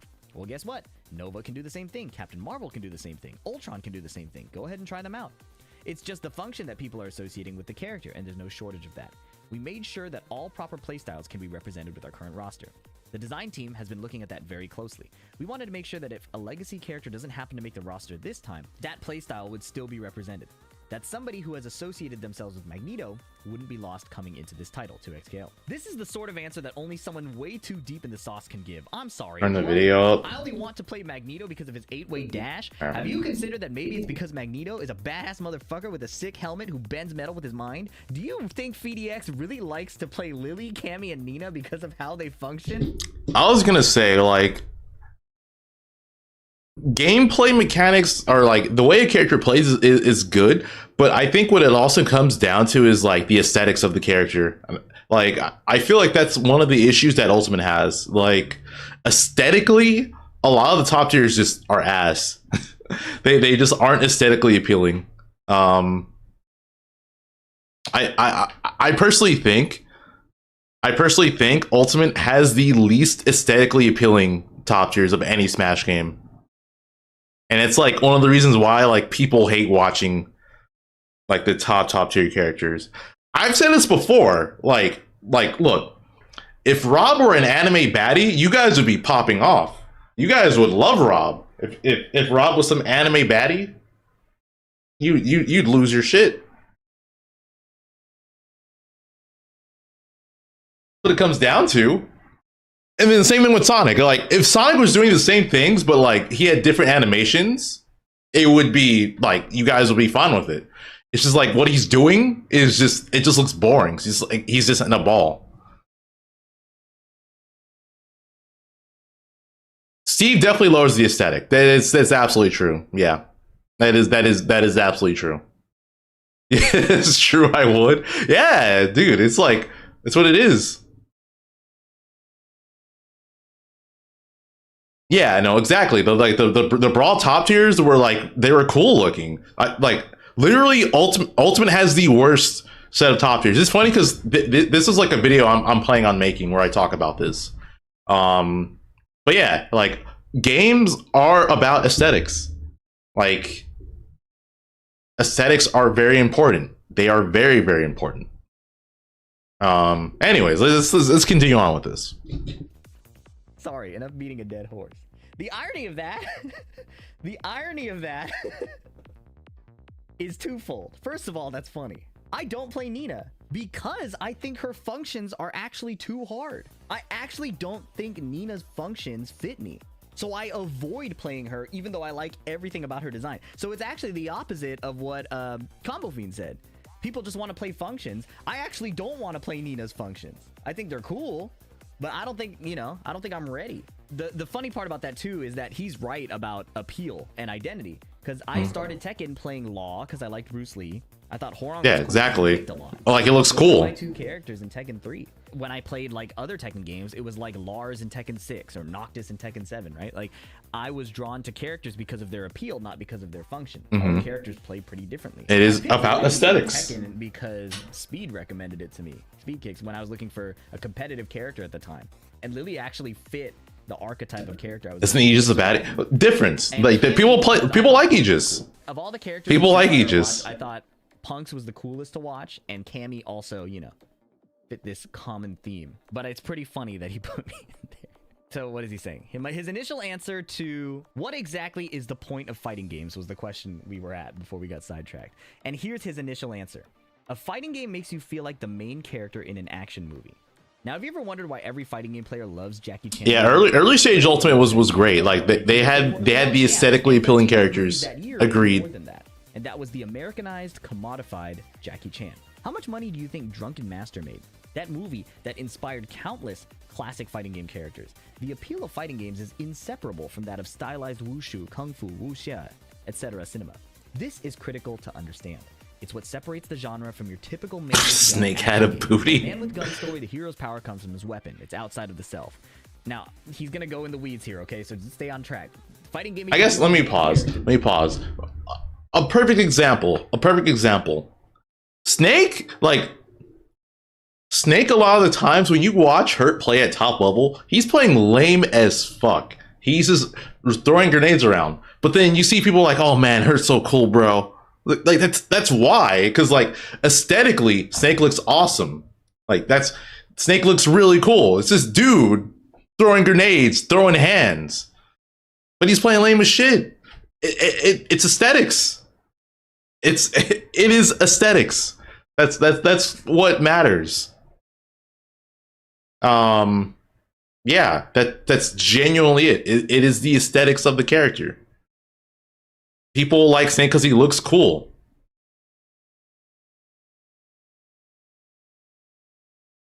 Exactly. Like they might think the funny thing is like Dora Miggy's playstyle is more aggressive than like the other top 4. Like out of the top 4 Japanese players, he's the most aggressive. But like Minmin's lame. Like she looks uncool.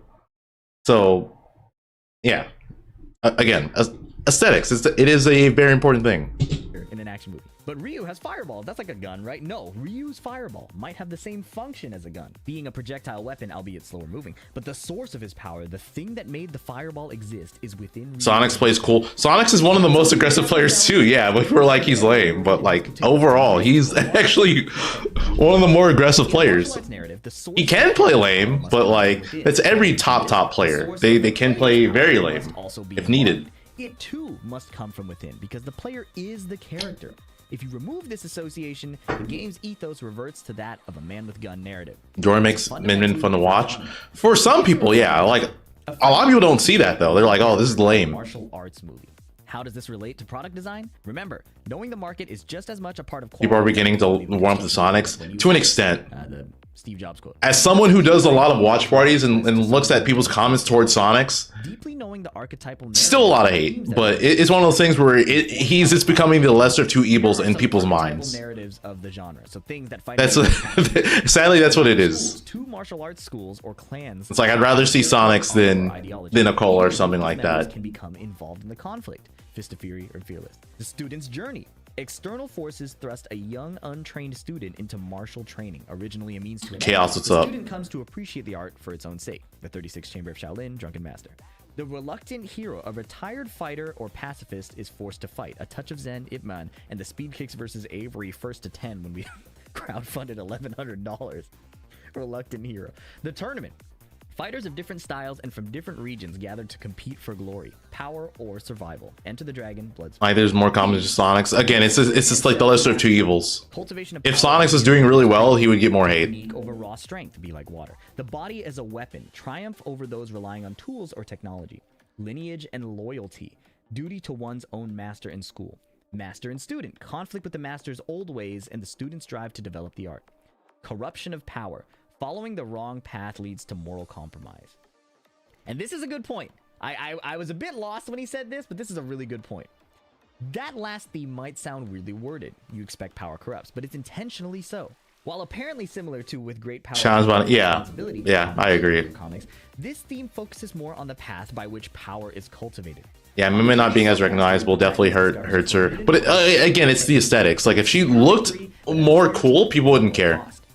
Because how many people really know who Aegis is? And she's still like she's a more likable character than Min Min. Similar to the One Ring from Lord of the Rings, where the thesis is not that all power is inherently corrosive, common misinterpretation, but that evil power cannot ever be used for good ends. The application is more to game design than product design, so forgive the digression, but the key insight is that fighting games should have evil playstyles. Think the Brazilian Ken from Street Fighter 4 or the crackhead Ryu in Street Fighter 6. Scrubby options need to both exist and be powerful, and even potentially trap players into being unable to learn fundies. Their mind forever tainted by scrubby tactics to provide the contrast to the good playstyles. For all its faults, this is the one thing Street Fighter 6's modern does well. Parallels to the Majin mark from Dragon Ball are not a coincidence. There's more, but I cannot do the genre justice. Sonic grind too hard to be robbed. Yeah, see, there's something you need to understand. No one cares. Well, let me rephrase that. I'll even pause. Like,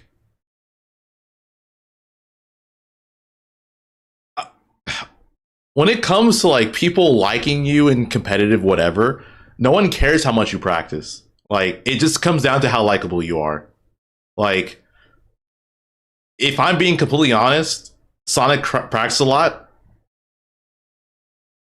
Like 90% of people don't give a shit. They don't care. That doesn't matter to them.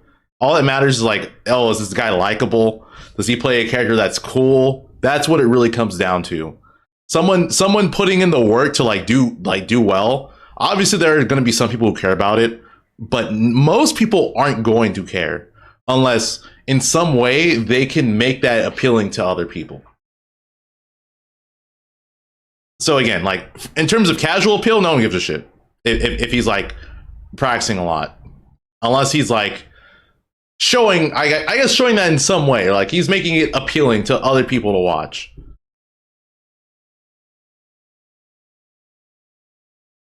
That's like legit what it comes down to. It's like, what was that? The shit they say in the Hunger Games about like the popularity things. That's what it really comes down to. Like, competition is really like, in some sense, a popularity contest. As sad as that sounds, because like you could be very successful in a game, but then someone who's more likable is more like successful, even though you win more. Yeah. Deeper insight than any article could. Now let's use our understanding of these narratives and themes and combine them with our understanding of the genre's history to realize its future. First goal: transplant the arcade into the digital realm. Players need a space. Success should be more appealing, though. The path of self-mastery. That's literally what it comes down to, honestly. Unfortunately, that is real life. It just comes down to like being likable or more appealing. Charisma, yeah, charisma. 6, Tekken 8, and Strive all tried to do this with, for example, the Battle Hub and Tekken Lounge. All of these are a good start. They just need to be refined and taken further. Mango's cool. Yeah, exactly. Like Mango, for example, like he's like by far the most popular melee player, and it's literally because of that. If there is only one school. In the arcade days, there'd be another arcade you could go to if you didn't vibe with the people there. And if there wasn't, the cliques could still form by using the physical space, playing in separate parts of the arcade or at different times. Another problem: they are represented as literal arcades, with player avatars hopping on literal cabinets when they want to play the game. This anachronistic virtual space emphasizes a snapshot of a bygone era. Forever, let me try that again. This anachronistic virtual space, that shit is so serious. Let me try again. This anachronistic virtual space emphasizes a snapshot of a bygone era, forever stuck in time, lacking any aspiration to become more than what has already passed. A good sentence. Why are we not existing in temples, dojos, studies, farms, markets, boutiques, and any other spaces more common in martial arts movies? Spaces that better emphasize the themes of the genre. Actual in-game stage designs do this, but for some reason, the social spaces all take their inspiration from Digimon. Another problem. Digimon? The central point of entry for the rest of the game's mode. Shouts to Digimon. Players have to explicitly enter them after opening the game rather than existing in these spaces by default as they go about their business. Most players simply don't interact with them at all. It's an isolated world. In the arcade era, many people would come along without intention to play, but just to hang out with their friends. And I think Dragon Ball FighterZ did this, right? You boot up into the game, you're immediately with avatars. They're Dragon Ball characters, but they're avatars, and you teleport around to the different game modes. That seems so, like, why did we not do that again?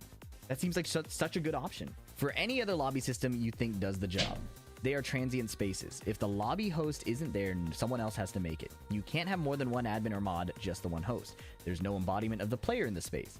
Players who want to do other things like story mode, training mode, customization have to leave the lobby to do so. It doesn't have the capacity to host a clan's worth of people at once. Imagine opening the game and loading right into your clan's dojo. You can physically see your online friends doing everything, playing sets, going through the story mode, using training mode, customizing their character. Everything in the game is accessed from this virtual world. A player avatar representing someone in a ranked match is not hunched over an arcade. Yeah, again, just like a more social aspect. Kobe says I am not. Sparring with a wooden dummy. Watching replays is represented by meditating on the mat. You're able to jump in. Sonic was considered lame in Brawl, but he was also not that good. Just like you could by shadowing someone at the arcade. But yeah, he's definitely lame in Brawl. Your clan online, and you may revel in the solitude. Suddenly, these spaces are not weird, cordoned off sections of the game only for the freaks and loafers, but a shared space for everyone enjoying the full range of what the game has to offer. There are some problems that immediately come to mind. First of all, what if you don't have a clan? And what if you're offline or just want to be alone? All solved in the same way. You still load into the same virtual space and access everything in the same way. There just aren't any other player avatars visible anywhere. If you're offline, this is just how the menu works. What if I want to be in more than one clan? This one is important. Clan systems in many video games fail to address this properly. People, especially online, do not organize into distinct cliques. Everyone is in multiple different group chats, sometimes with many overlapping members in each. There should be minimal friction in switching between different clans, with chatting between multiple clans at the same time being a primary use case easily facilitated by the UI. Much like any serious group chat, you can see the full chat history whenever you open the game. This would look a lot like FGC Discord servers, 1 to 2 major public clans in each region that more or less everyone is in, and that many don't engage with as actively, then many more private splinter clans where people engage more with people they feel a closer camaraderie with. So what? Your big idea is to put Discord in the game? Yes! You're putting the function that Discord currently serves into the game, but in a way that is coherent with the narrative and aesthetics of the genre. Much like how playing Magneto is 10 times cooler than playing another character with the same function, this would be taking something that the genre demonstrably needs and integrating it into the product itself in a way that feels right for the genre. Bad Discord timing? Yeah, bad Discord timing for real, but think of the function, okay? The function of Discord. Also, some kind of Only cool Sonic was PM Sonic. PM Sonic, yeah, PM Sonic was cool, but he was also broken. That's the other thing. It's like people liked PM Sonic though because he was cool looking. That's literally what it comes down to. All of a sudden, you can go back to your clan. Yo, I took out Jabroni number 4 on their clan. Everybody's hyped for you. You're like, yo, that's our guy. He's on the way up, and he's better than that guy. You know what I mean? Like creating that little not too serious but tribalistic pride, I think is pretty important. I think that will do a lot. Second goal, a story mode that cultivates an appreciation for the game's depth.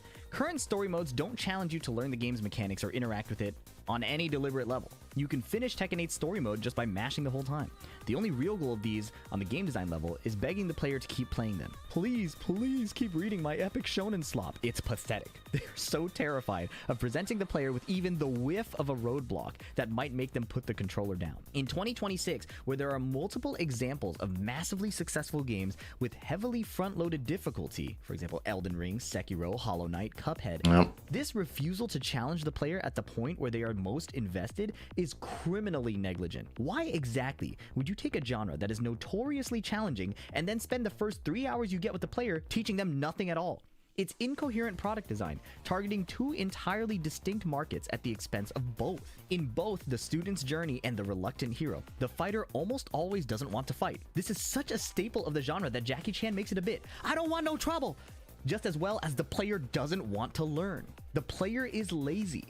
They won't click a button with words like training or tutorial on them. You have to make them learn. And the easiest way to do this is throwing unforgiving bosses at them that beat the shit out of them until they play the game properly. Yeah. I've written about this more extensively already, the wasted potential of fighting game story modes. I'll link that below. This is the major reason free-to-play won't work for fighting games, at least for now. Unless the core game mechanics... I think another thing too is like if something were like hard, if they made like a gaming mode like so hard that like it would like yeah, that a lot of people wouldn't be able to do it. It would also like become popular because what's a good example? I remember for like was it Sparking Zero? There was like that whole thing with the Grade 8 Vegeta thing. Like so many people were like struggling with it that they were posting on social media, and it was like becoming like this whole thing. Like, oh, I want to try it. So. Yeah, I don't know. Like I legit think that people.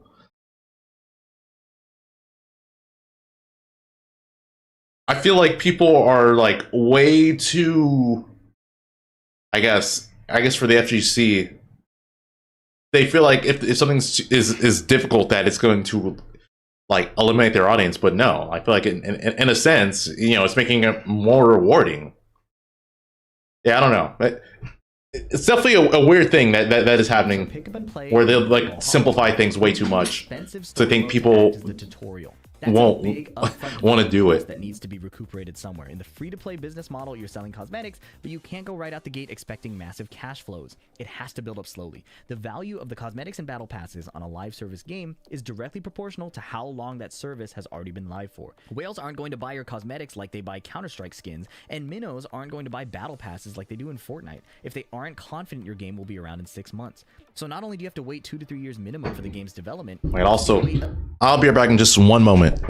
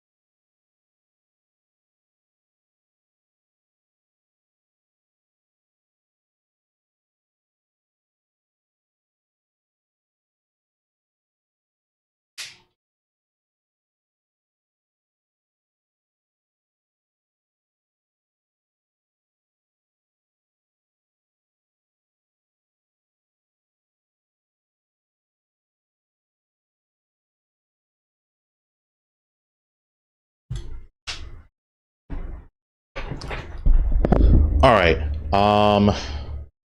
Yeah, let's continue. Another 2 to 3 years to build up enough trust in your live service ecosystem for people to want to spend big on it before you can expect a mere chance to see a return on investment. The point he makes is that it doesn't look good in general to go free to play with how much risk you assume, and there's not much return unless you are one of the few successful cases.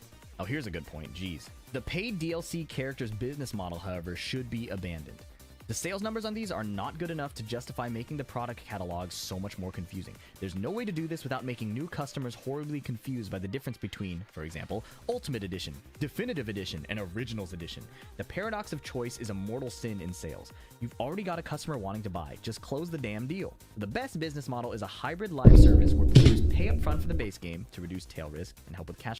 Yeah, I agree on that. So like the thing for DLC, I feel like if they just put their effort into updating the game, that would be way more like effective. I do think that, you know, obviously if you have like an audience that is invested in the game, they'll pay for the DLC, but then not everyone's going to do that. And I do think if they just had a game, like let's take Ultimate for example. If Ultimate were still updating up till now, they would still have like a big like audience. Like the audience would be bigger. Like it would definitely be bigger. And that's because people were like, oh, there's still changes constantly. Like that's the appeal of League of Legends. There's little changes. So I think that's what matters. They could also add characters, but I don't think DLC is like that big of a factor. It's just like updating the game and like, you know, adjusting the mechanics. Like people like seeing like things being adjusted, and like then they're like, oh, like how did this change? Like let me try it out. Like that is a big factor.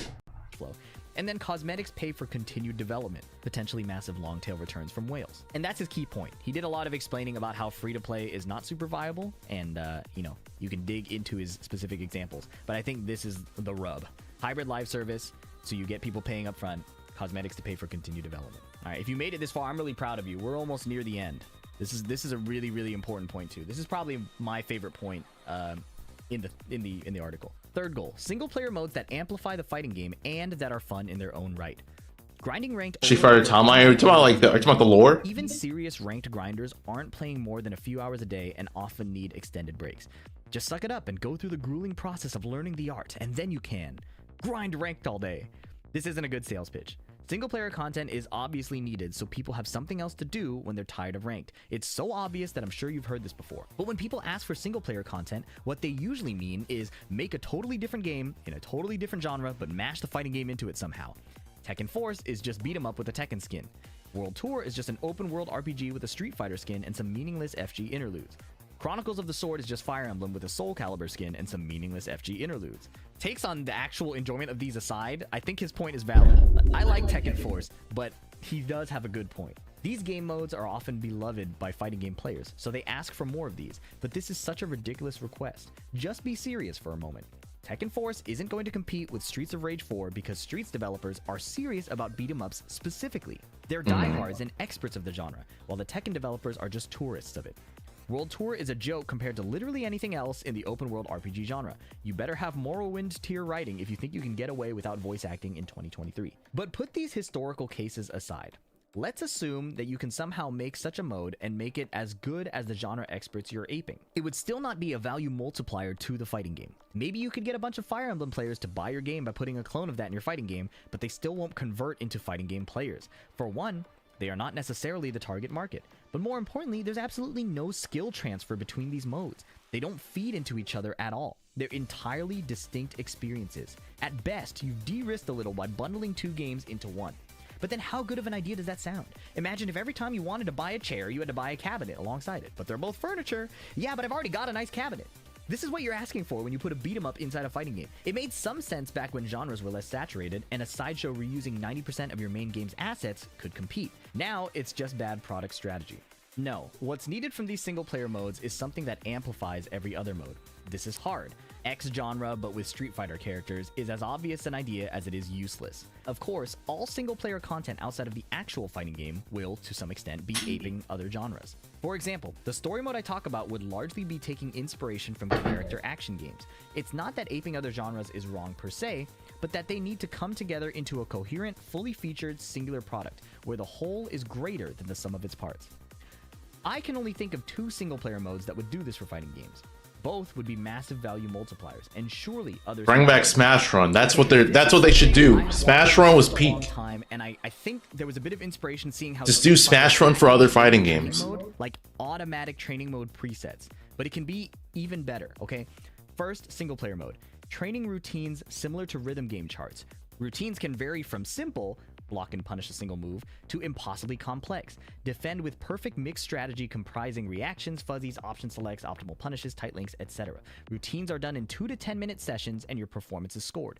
The obvious examples are things like combo trials, anti-air practice, reversal punishes, throw break practice, etc. But the range of possible routines is more or less limitless. And just look at this. This is a piece of software from SpeedKicks. It's a Korean backdash trainer that just shows your inputs. You can boot this up, show it over your gameplay, and watch your character do it. And it scores you based on how consistent you are. If you mess up the input once, your score resets to 0. Right? And this gives you a quick gamification of a training process. You don't have to set up any practice mode drill. You just keep going until you mess up and your score resets. And then you can compete with other people. It's like drip feeding dopamine to make the practice more fun. And I think fighting games, and I think the point Wheatbix is making too, is that fighting games should be doing this to make the product better. He continues here, but you can already do this. Just set them up yourself in training mode? How fun would a rhythm game be if you had to make all the charts yourself and you had to remake them every time you wanted to play, and there was zero feedback from the game about how well you performed? No high scores to compare your performance to other players? Sure. Yeah, it's definitely not as satisfying. Most people won't bother with all that. Training mode is a sandbox. Street Fighter 6 has an incredible training mode that more or less lets you set up anything at all with relative ease, but it's still a sandbox. It's not a game mode you can turn on when you're burnt out or want a break from ranked.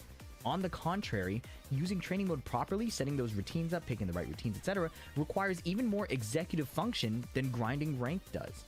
That's why it feels like torture for so many people to use UFC it at all. had a pack story mode that was in 02? That's crazy. Reviewing replays. Both are fantastic power user features, but they're not drawing people in to actually play the game for extended periods. Rocket League has community-made downloadable drills. Yeah, and Fortnite has like community-made training maps where you just hop in and like the bot moves around and you practice clicking on their head and it makes like a little ding sound every time you get a headshot. Like Aim training doesn't have to be boring, and it's in the game I already want to play. Yeah, Melee's Uncle Punch drills too. I think this is so necessary. Almost every element of good rhythm game design could be incorporated into such a game mode, but it's a lot of work to get it right. How are the routines made? User-generated or developer-curated? How should the routine editor work? Does the player have to play as a specific character, or can the routines be done by any character? If the latter, how do you handle characters having unique options to handle certain situations, or sometimes lacking standard options? What happens when patches break a routine? How do you evaluate performance? What sort of feedback should the player get while playing? These questions and many more need to be answered and answered well.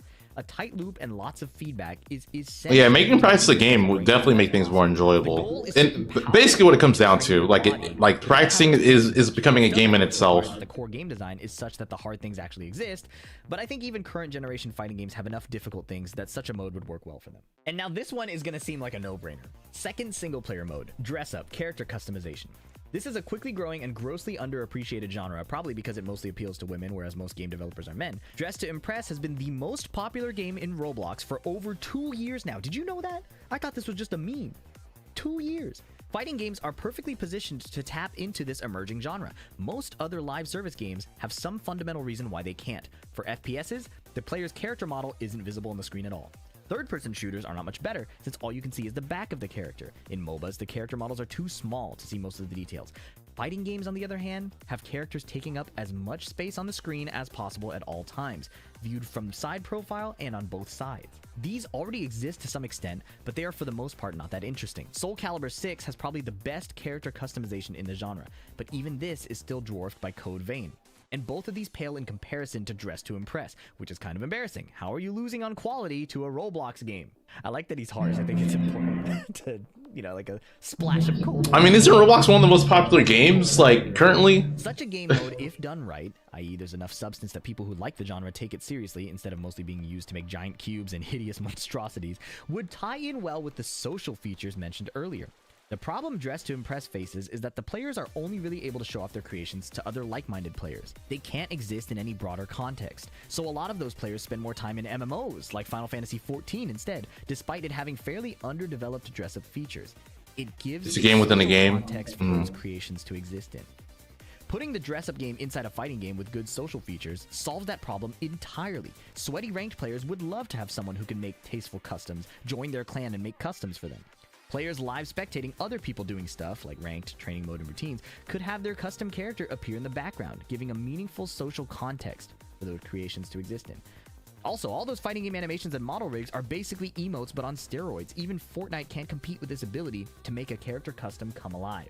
Yeah, I think it feels like such a no-brainer, and people like customizing in Tekken a lot, and they do a lot with it, and simultaneously people complain about how little you can customize, and I think this sums it up really well. There are games out there doing it better, but fighting games have the best chance to express your customizations. I don't know how they decide to tackle this. Maybe it's a problem for Tekken 9 or something like that, but good customization is, to me, after reading this, feels like a top priority. And we made it to the conclusion. I got tired reading this. For YouTube, I had to take multiple breaks on stream. It's a great read, and I definitely recommend checking it out multiple times. I got a lot out of skimming it in the morning, reading it in depth, and now reading it on stream. But we're almost here. We're at the end. Fighting games are bad products and not bad games. The genre's 25-year fixation on core game mechanics has been an endless distraction to avoid facing this reality. What I've suggested here, not me, Wheatbix, are only starting points. Virtual spaces fit for the online era that recapture the arcade's social environment, not its physical one. Story modes that teach instead of pander, and single-player modes that amplify rather than distract. There are surely other angles I, Wheatbix, haven't considered. What I most want to get across is this. Until fighting game developers start thinking about their games as products that are competing in a broader gaming market, and understand that in this context they have fallen way behind, nothing is going to change. But if they overcome this, they won't be fishing for scraps over the tiny pie that is the current FGC. They'll be growing the pie and getting the biggest slice for themselves. The industry is being taken over by challenging games with AA budgets and a laser focus on their target audience. And fighting games are a perfect fit for that. What do you think? Has this given you some new perspective on how fighting games can evolve as products? Do you have other ideas for single-player modes that would be a value multiplier and not just a sideshow to the rest of the game? Amazingly well-written article by Wheatbix. He's done. Yeah, that was good. I definitely feel like, just in general, Yeah, fighting games just aren't. They're not a cohesive product. They're just like focusing way too much on a specific thing, and they're not like fully utilizing everything they could to make it like what feels like a full game. Is that the what cover on my back? What? But yeah, no, I definitely enjoyed that.